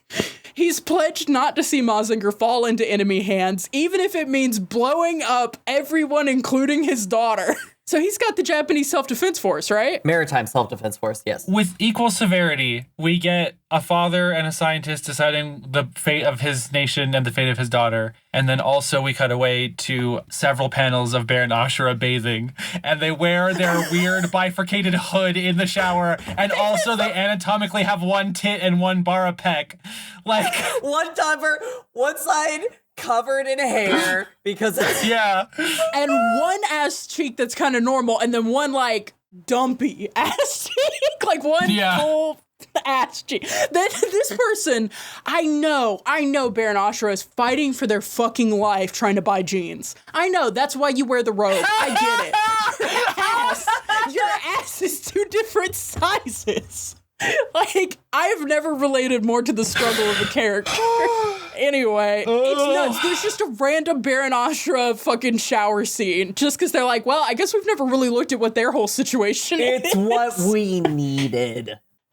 Anyway, while this is going on, the Marine Self-Defense Force is launching attacks on the base, and Ashura is mounting defenses, while Koji and Boss retrieve Sayaka in a sequence that is just fucking awful. Oh yeah, also, while Ashura is naked is when we get the, if my enemies, I hate having them, but if they weren't here, I'd be lonely speech. Yeah, there's a lot going on with Baron Ashura. Yeah, walks in, naked underneath the sheet. Could queer community have saved them? Baron Ashura. Also, okay, Salute is... What are our villains doing? I want to talk about the G.I. Joe motherfucking plot that happens here. So, all while this whole mecha shit is happening, we have the fight between the Japanese Maritime Self-Defense Force and the Ashtar Brigade, I think they call the themselves, Ashura right? Brigade. They literally are just named after Ashura. So they have an underwater little camo sub with an extendable fake island that they can poke up and out. And it spins to make a giant spinning cyclone in the water. They shoot it out, it explodes. So much is going on here. And this whole thing is happening while everything is Great happening. panels. All of these drawings are great, by the way. They shoot an island at one of the cruisers from the Maritime Self-Defense Force. But also, they don't really have a plan to fight the Maritime Self-Defense Force without mechanical beasts. They get fucking destroyed by depth charges. It is so funny. Yeah, they try to create a whirlwind or a whirlpool, and the Self-Defense Force drops depth charges in there and fucks their whole shit up. And so Ashura's like, listen, I'm just gonna set the nuclear reactor of this base to fucking explode.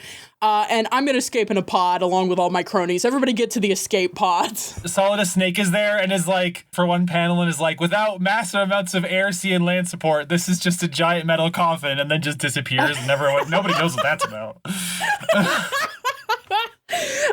But yeah, and so all of these pods get launched in the air. Again, these are escaping combatants. Yeah. And the Self-Defense Force is shooting them out of the air. They're terrorists. You can do that. Again, yeah.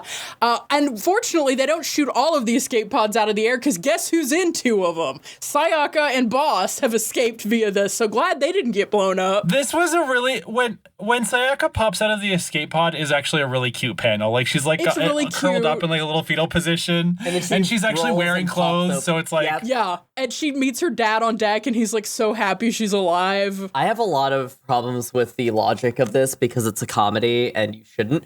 But when they're running to get to the Plider and the last of the Q girls is there Oh, yeah. and she's wearing a dramatic cloak, why is she naked underneath it? Because we haven't had tits on screen in a minute. tits. Also, why couldn't they all get in the Plider and escape with him? Don't worry about it. They can't all hang. Don't worry about it. They can't all Anyway, hang. it's Nope, fucking stupid. They don't have chill enough vibes. However, the drawing of the final Q android being cut in half with the Cut in laser half. is a really cool drawing. It's So like good. I can't lie. But yeah, only Koji is left to try to get Mazinger out of the base and away from the blast underwater. He doesn't even know how well this thing can maneuver underwater. He's only been told by Sayaka, who again knows how to drive this thing.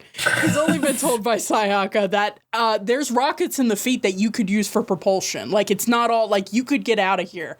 And at the last second, he manages to escape. And they're like, yay, we won. And this is where the manga should have ended. Unfortunately. We get literally 3 more chapters where just nothing happens. No, we get about 6 or 7 more chapters where nothing happens. I had to count my bullet points because I kept it Oh, at no. 1 bullet point each. So the last few stories are short one-offs. I'll go through these very quickly and then call out things you think are interesting. The first one, while on patrol in Mazinger, Koji is attacked out of nowhere by Boss Borot. It turns out this is an imposter beast controlled by Count Brocken. He defeats it. In the second one, Count Brocken launches a new offensive using a pair of beasts to attack and defend. Mazinger has a somewhat... This one I think is interesting. Yeah, let me go through it real quick and then tell me what you find interesting. Mazinger has a somewhat difficult aerial fight, especially when one of the beasts is revealed to have human-like intelligence thanks to connection with the Iron Cross Brigade. Still, Mazinger is able to defeat the pair despite taking damage. So this is interesting, right? Because this beast is the closest we get to like another human-level intelligent sentient beast. Or like a mech piloted by something. Yeah. But this is so Mechanical Great Bardon is the one that the like spear and shield guy is standing on, and the spear and shield guy's name is Ura P9. This guy looks like a Greek fucking Heploite warrior. the guys with like the short shields and the spears. He looks Yeah. fucking Yeah. sick. This is a great fight. It's one of my favorite fights. It's an incredibly good fight, but the plot, of course, Yeah. of pretty much all of these going forward are just going to be a thing shows up and Mazinger kills it. Mazinger wins. They're basically omakes. Like, we Yeah. finished the story. Here's some little, like, pieces in between. Yeah. In the next one, on a covert mission, Ashura plants a control device. Oh, God, I hated this one. Sorry, I just remembered in mid-sentence. This is the worst one! In a covert mission, Ashura plants a control device in Aphrodite A and uses it to hamper Mazinger Z by having Aphrodite A jump on Mazinger Z and hug it. And there's a bunch of really fucking god-awful romance dialogue. Yeah, it's garbage. Count Brocken then launches an offensive with a beast, and Koji has to literally obliterate Aphrodite to defeat it. Thankfully, Sayaka isn't killed in this horrific attack. I missed the part where it was Baron Ashura sabotaging it, and I Yeah. thought Sayaka had just lost her fucking mind. I was like, and I was prepared to accept that because I was like, this character has no interiority. Like, why the fuck not? Why not just make her do something really stupid like this? Like, anyway, Yeah. it makes a little bit more sense. It still sucks. Yeah. No. Hey, is this the one where the giant female robot is upside down on a cross tied up? No, or that's am the I next sure? one. Okay. Sorry, I got ahead of myself. No, you're I good. was so You're totally excited. good. These all blend together because they all suck. Another member of Dr. Yeah. Hell's staff appears. I didn't even write this man's name down. And launches an attack. Sayaka goes after it alone, and her new robot, the Diana A. She is easily defeated and bound upside down to a cross in a clear BDSM pose. And left as bait for Koji. Mazinger defeats the beast with his jet wings. What is this beast called? Because this beast kind of wild. Oh yeah, this was the one that had like a horse half and then another fucking Louse from Dungeon Mesh would draw this. 2 fronts of centaurs together. That's it. It's really fucked. The cat dog of centaurs. How does it poop? We must ask Don't worry ourselves. about it. Don't worry about This it. is called the Kentador Gamma 7, by the way. That's it. Thank you. Never explained why there's a giant mech-sized BDSM cross, I don't believe. This also is when we get the the weird guy that his shoulders are lead up to another guy's abdomen at the top. Yeah. And he like traps them in a ghost house. This guy's name is Vis. I love that dude. Oh my fucking god, I forgot. How do you say this word? Is it Viscount? Viscount. Viscount Pigman. Yeah, I skipped this one by accident. Yeah, they go on a date to a park and find a haunted house, and it turns out it's all illusion magic. From Dr. Hell's Chief of Staff. His title is Chief of Staff. Yeah, Chief of Staff. That's a Metal Gear ass thing for him to be called the Chief of Staff and have illusion magic. You know what I mean? Chief of Staff and a Viscount. Yeah. That Viscount Pigman. So Koji is able to break the hallucination by screaming Mazinger, which is his catchphrase, Mazinger! which I am now going to treat as a psionic spell that clears negative energy or something, because it literally, he just yells it, and for some reason that breaks the fucking illusion. It kills me. At this point, I don't even know So what we're funny. doing anymore. It's fine. Yeah. The next one is the BDSM cross one. Yes, And the yes. final one. Yes. Finally, a beast is dispatched that can turn earth into mud. Mud pit. Mud pit. Mazinger and the Diana A, who's back and not upside down anymore, start to sink towards the molten center of the earth. Boss Borot is sent to use a ball and chain to essentially fish for them in the mud.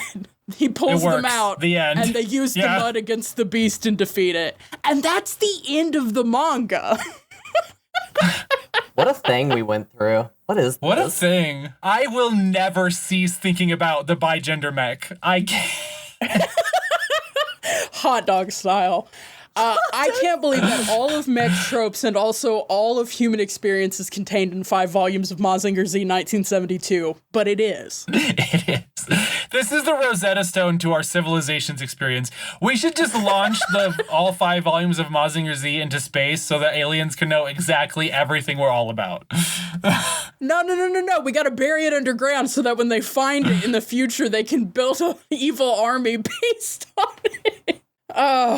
Well, we survived all of this, and we saw a lot. Wait, before we do the thing, I have a closing thought. Yes. What is it? So I do want to say, as I was reading this, because I kept thinking about, like, what I've experienced in Mecha that, like, is probably pulling from this, which is, like, spoiler, a lot of things from this, you know, the underground bunker thing, the whatever. Anyway, the whole time at a certain point, once I realized it was Sayaka piloting one and our bad boy in the other one, I was just like, oh my god, Kuromakuro is a modern remake of Mazinger Z, I think. Like, it is very much the two of them, and he's a wild child, and she is literally just exists to be around him. And they have the science facility that's by a body of water that the robots hide under. They have Villain of the Week. It's a Sentai show kind of thing. And it was just really cool to be like, which one's better? Because both are terrible. And, like, see how the women have not been treated too much better since then? Yeah. As far as the genre goes.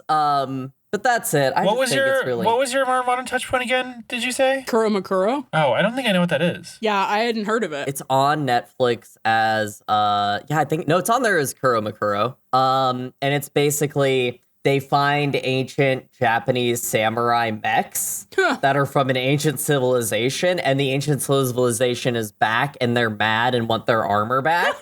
And it's about, like, modern mechs and science versus voodoo old alien science, but it's cool. It's 2 seasons, and we're gonna cover it at some point because it's a very, very I literally had solid. never heard of this in my existence. That's crazy. Yep. Well, there is something we have to do, though. Alice, what do we have to do? Well, I think we gotta rate these goddamn mechanical beasts and mechs. Yeah, I was gonna ask. Okay.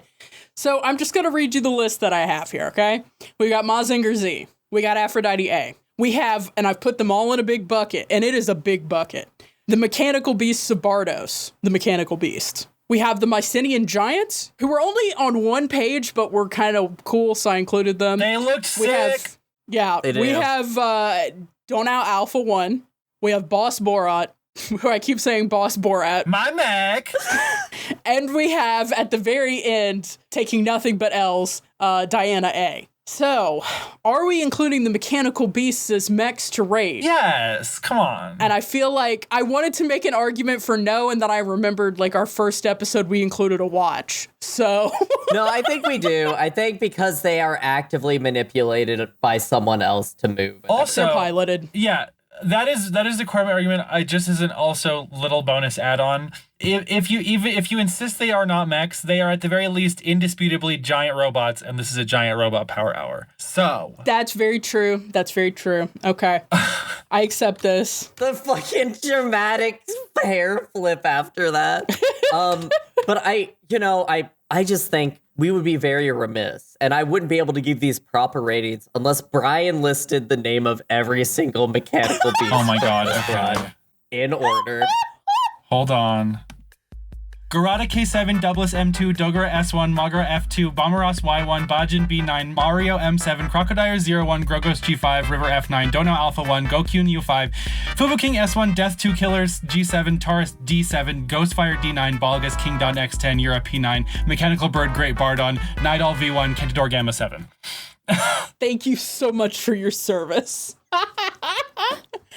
That was incredible. So, I mean, look, here's the thing. There's a couple ways I felt like I could come about this, which is like, take it as if I was reading this for the first time in 1970.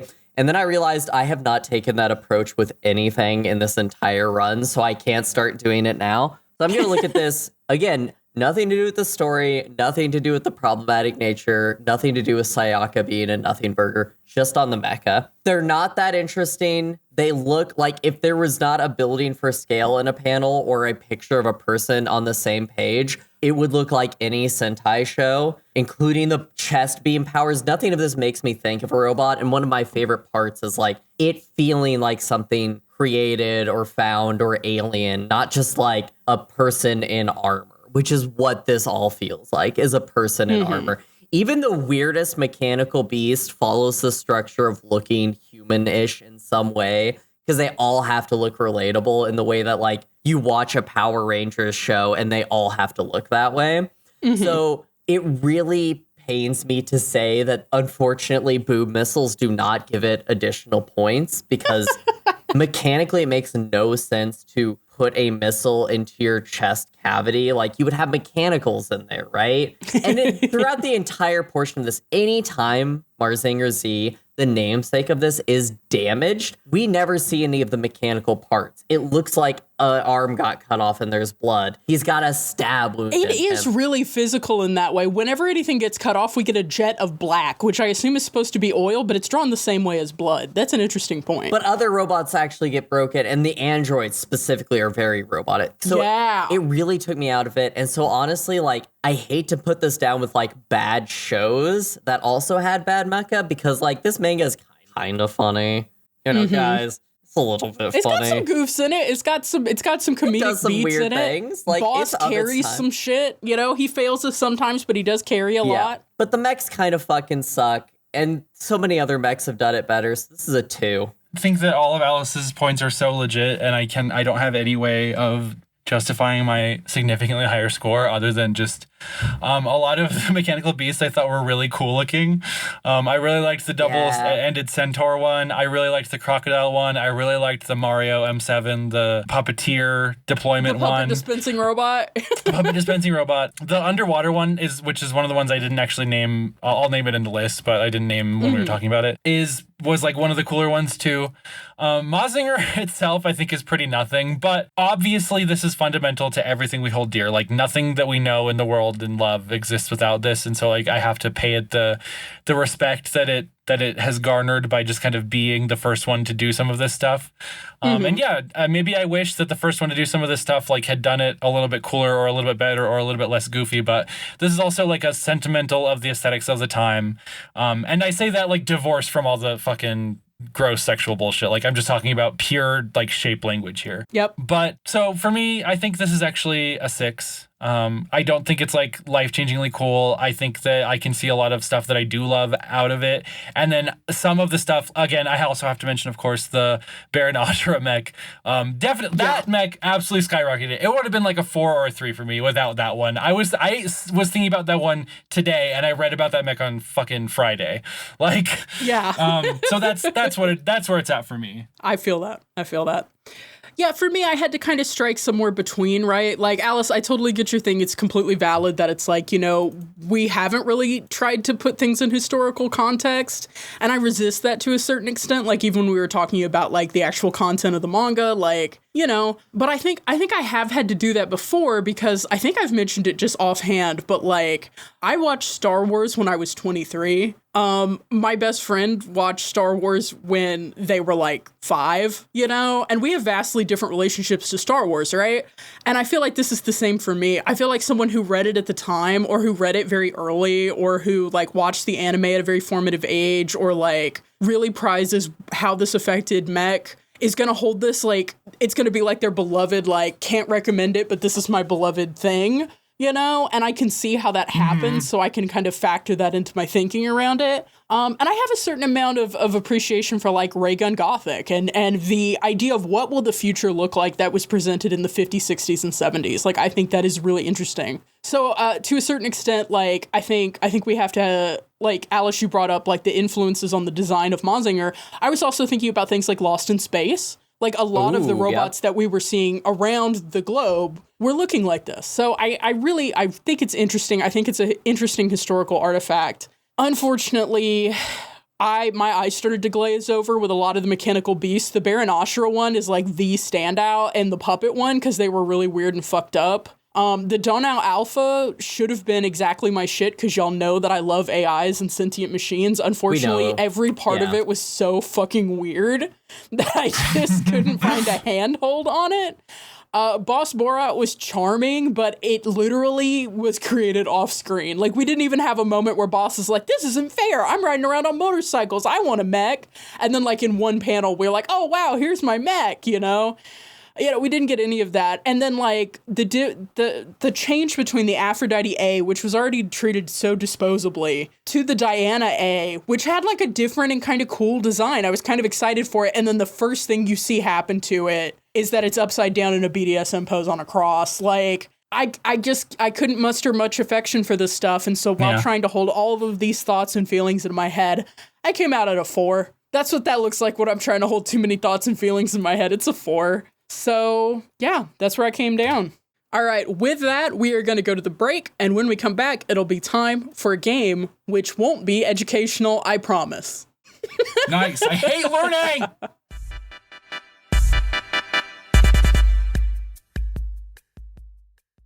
Hey guys, Alice here. Thanks for listening to On the Shoulders of Giants. We're really happy you're here, but if you know anybody who might be interested, we'd love if you share our work with them. If you are enjoying what we're doing, maybe send us a message, or what would really help us out is if you leave a review online. Really, a lot of the algorithms will push people down if they don't have reviews, so it really helps if you just go and write something on the internet. Heck, we might even read one on the podcast if it's really nice and makes our hearts go doki doki. So if you could do that, maybe do it, and thanks again for listening. Now, back to the show.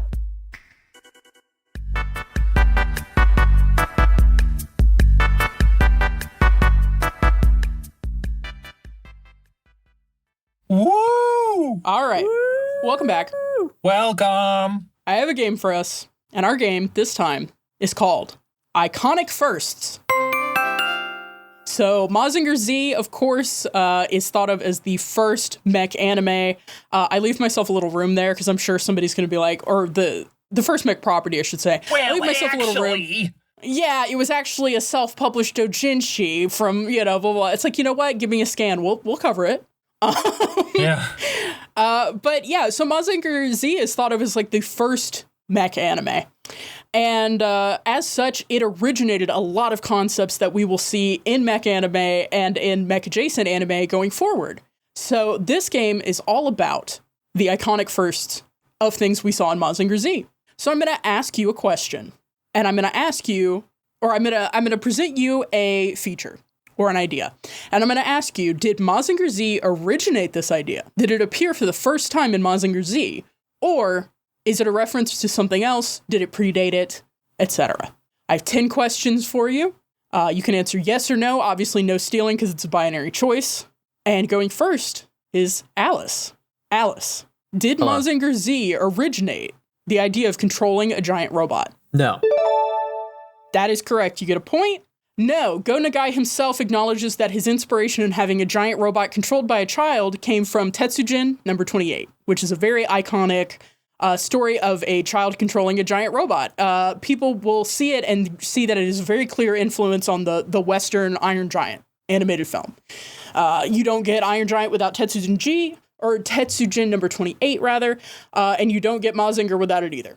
So, Brian, did Mazinger Z originate rocket punches? Yes. Unfortunately not. No. So while many actually believe that Mazinger Z originated rocket punches, it was likely inspired, though it has never been directly acknowledged, it was likely inspired by rocket punches in the 1967 TV series Giant Robo, which was an extremely iconic series. Yes. We have to cover that. It's very much, it's not mech. It's robots, right? But it was very formative. Bonus episode.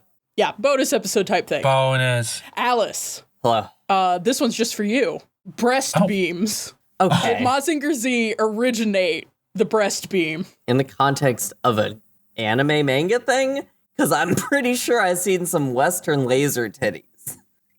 So I'm going to say no, it did not. I feel like I saw a black and white film with some laser tits. All right. The answer to this is actually yes. So you don't get the point on that. It did originate in anime and manga, at least. We have Mazinger Z to thank for tit-based beam attacks and many variations thereupon, which we did not mention. The Baron Ashura robot had needle tits. Needle launching tits. That was needle wild. launching tits. That's true. That's true. That ain't a lie. Brian, That ain't a lie. did Mazinger Z originate mechanical beasts? Yes. That's going to be a point. So this is interesting because I thought definitely not, right? Yeah, I saw that on appear- Legend of Zelda. That already existed. Yeah, no. Yeah, which pre-existed. Legend of Zelda famously published in 1970.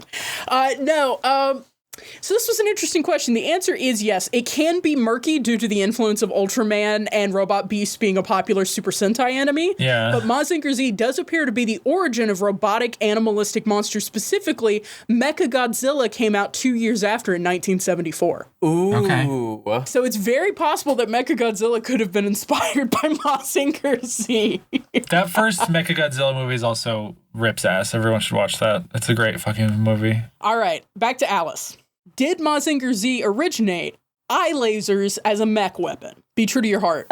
No. Yes, it did. God damn it. Damn, let's go. Eye Mazinger taking lasers. W's. Yes, Mazinger Z is the first place eye lasers as a mech weapon appear. Use of eye lasers as a general science fiction thing before this is a lot harder to pin down. That's why I went more specific on this. But yeah, Mazinger Z is cited as the first place you see an eye laser. Brian was doing eye lasers. Yes. Oh, that's eye lasers. All right, back to Brian. Did Mazinger Z originate a separate vehicle serving as the robot's cockpit? I want to say yes because I want it to be true because it's a good idea. Yes. So, Mazinger Z originated this idea. Go Nagai actually originally planned for the vehicle that was going to be the piloting system to be a motorcycle before the hovercraft idea, which is why motorcycles feature so prominently. And then in a later incarnation of Mazinger Z, I forget which series specifically, there is another robot whose piloting system is a motorcycle as a nod to this idea. We got to cover more Grendizer Mazinger universe stuff in the future, I feel like. Yeah, but we started at the beginning, so we'll always know. Alice, we are back to you. Did Mazinger Z originate a hot-headed dumbass as the mech pilot? See, this is hard because I'm like, what mech came before this? Mm-hmm. And then I'm like, what? Guys, was there mech before this? Famously, no. That's why I've brought it. Yes, it did create this. Yeah, there you go. You cracked my code. You cracked my mech puzzle. Yes, hot-headed dumbasses abound in all other genres, but we have Koji to thank for so many others, specifically mech pilots. Thanks, Koji. And you know who I couldn't stop thinking of, Alice? Who's that? that fucking guy from Full Metal Fumofu. Or whatever the fuck. Full Metal Panic, that's what it's called. I couldn't stop thinking of him. I'm like, you did this, and it's me pointing at Koji. Is his name Sasuke? Yeah, Sosuke. Sosuke. We have him to blame for Sosuke. I fucking hate that guy. Anyway, back over to Brian. Did Mazinger Z originate combining mecha? Yes. No. So this is I another saw the really words specific... combining when you did that. Yeah. The letters coming together to form yes. You look like the cyberspace in Johnny Mnemonic. No, so while this does feature combining robots, specifically the Ashura mechanical beast, the first appearance of combining mecha with pilots inside was in the close following Get a Robo. So that came out like a few years afterwards, but that is the first time mechs combined, not just robots. You tricked me. I know, I'm Trixie. I got Alice and I got you too. All right, back over to Alice. Hello. Did Mazinger Z originate high school students piloting mechs? I've cracked the code, and the answer is yes. Yes, that is correct. This is the first... Mazinger Z created a huge number of the mech media conventions we know today. At the time, a lot of the manga centered around teenagers and young adults. That was very popular. And as Mazinger Z is the first pilot in giant robot manga, those things crashing into each other is what we have to thank for Shinji Ikari. Woo! Thank you. Congratulations. All right. Last one. I put the wrong point on the thing. Let me do this. Okay. Last one. Brian. Did Mazinger Z originate mech flight wings? Yars. That is correct. This is the first appearance of flight wings on a mech, and specifically as a remote-controlled external piece. I think we definitely see this show up in a lot of different stuff now, and it seems like a natural extension of the rocket fist, so I think it makes sense that it appeared here. But it is very funny because you'll remember when it first appeared, no one commented on it and he was just flying. And then later they gave it the name like the Jet Scranger or whatever the fuck they called it. Strangler. The Strangler. Stranger Granger. It was a pretty tight game. Let's see who came out on top. Alice destroyed me, I feel like, right? No, opposite. You fucked me. All right, let's see here. I'm like Sayaka. I'm just here as set dressing, y'all. My bitch had go-go boots in one of these chapters. I just want to say, Sayaka had some fits. Sayaka had some fits. It's extreme. It was extremely real. It's all she had, honestly. I was trying to look for anything to all enjoy. She was gaved. All she was given and gaved. Well, I have exciting news for you two. Despite the fact that, you know, a lot of our listeners said that Alice was really just a useless sidekick, you're tied. So actually, you're considered co-protagonists. Congratulations. You tied on this. You both got 3 points. Thank you for playing the wonderful game of Iconic Firsts. Great. My iconic first, it was a cold winter night in cornfield in Nebraska. All right, Ian. Oh my God, we've got a call coming in. I think it's a flash transmission. Oh shit, you know I love a flash transmission. Oh, Alice, do you want to read this flash transmission?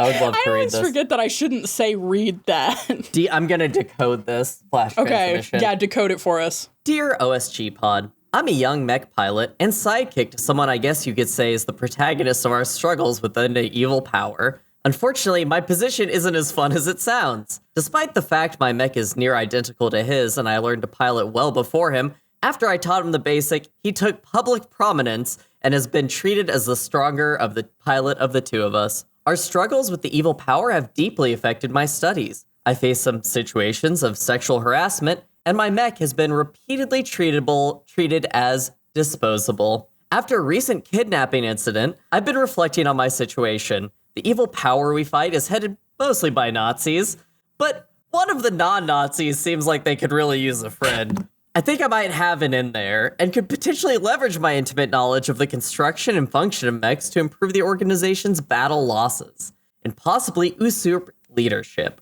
Unfortunately, I would majorly disappoint my fellow pilot, nation, and dad. Should I go for it? My guidance counselor said it's okay for me to be goal-driven, but do you think world domination might be too much for a teenage girl? Thanks, S and salute. Well, y'all, what are we thinking? What are we thinking about for our dear S? Brian, you're shaking your head. Here's a problem, S. You made a mistake, which is just joining the person who needed a friend. You should have convinced this person to abandon this entire scenario with you so that you can go, I don't want to say something derivative like go to the West, but go somewhere where you can be liberated by the queer community. And go find your people. Yeah, exactly. That's exactly where I was going, is find your people. And your people are not in Japan because Japan probably has like 40 people living in it at this point. So because they keep raising it to the fucking ground. You got to convince Ashura to take salute and go. Do you know how sad I was when they specifically showed Osaka getting owned? I'm like, no, my fried food.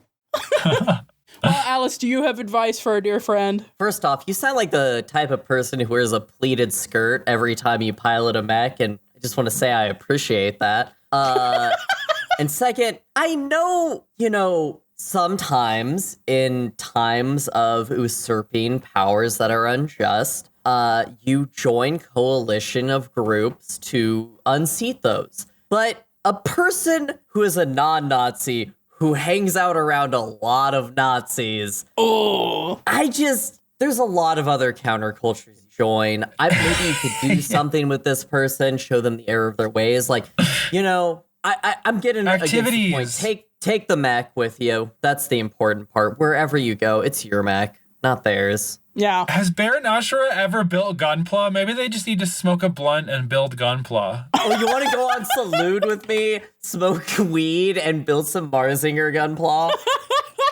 That sounds awesome. What's better than that? I do think your answer probably lies somewhere around what Alice and Brian are gesturing at. My knowledge, my dossier points out that this person has the control staff. No one else has been seen with the control staff. Now, there's the whole issue of the head Nazi guy having mind powers that we only see like twice.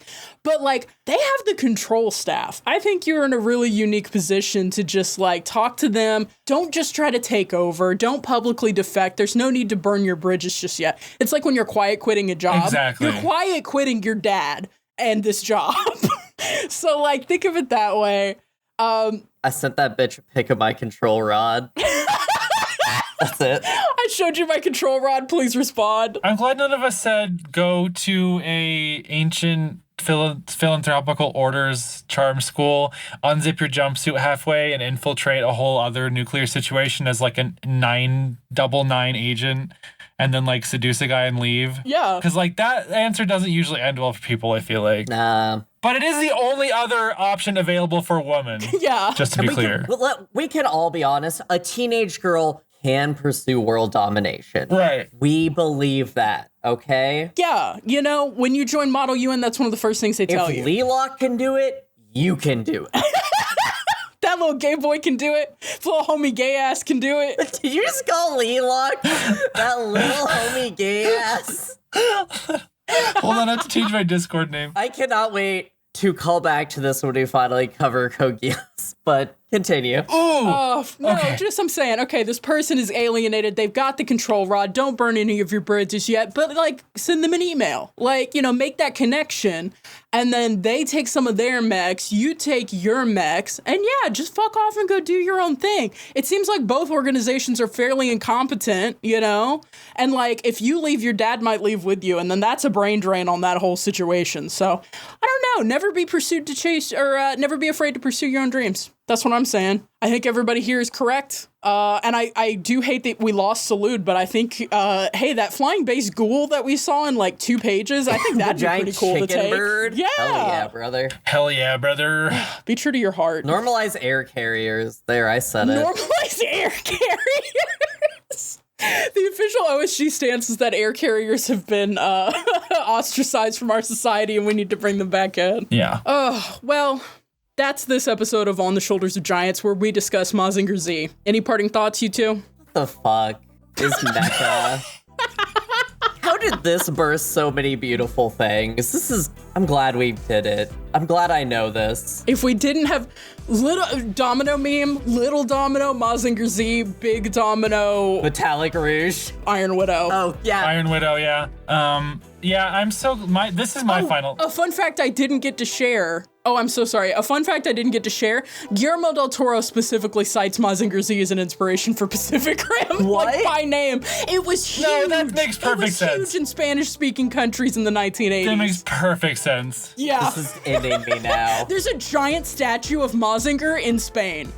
Anyway, Brian, what was your final thought? I'm so glad that I embroiled myself in like a long form project that made me intellectually obligated to consume this media. Is it because of who you could meet along the way? Some wonderful people. Like Baron Ashura.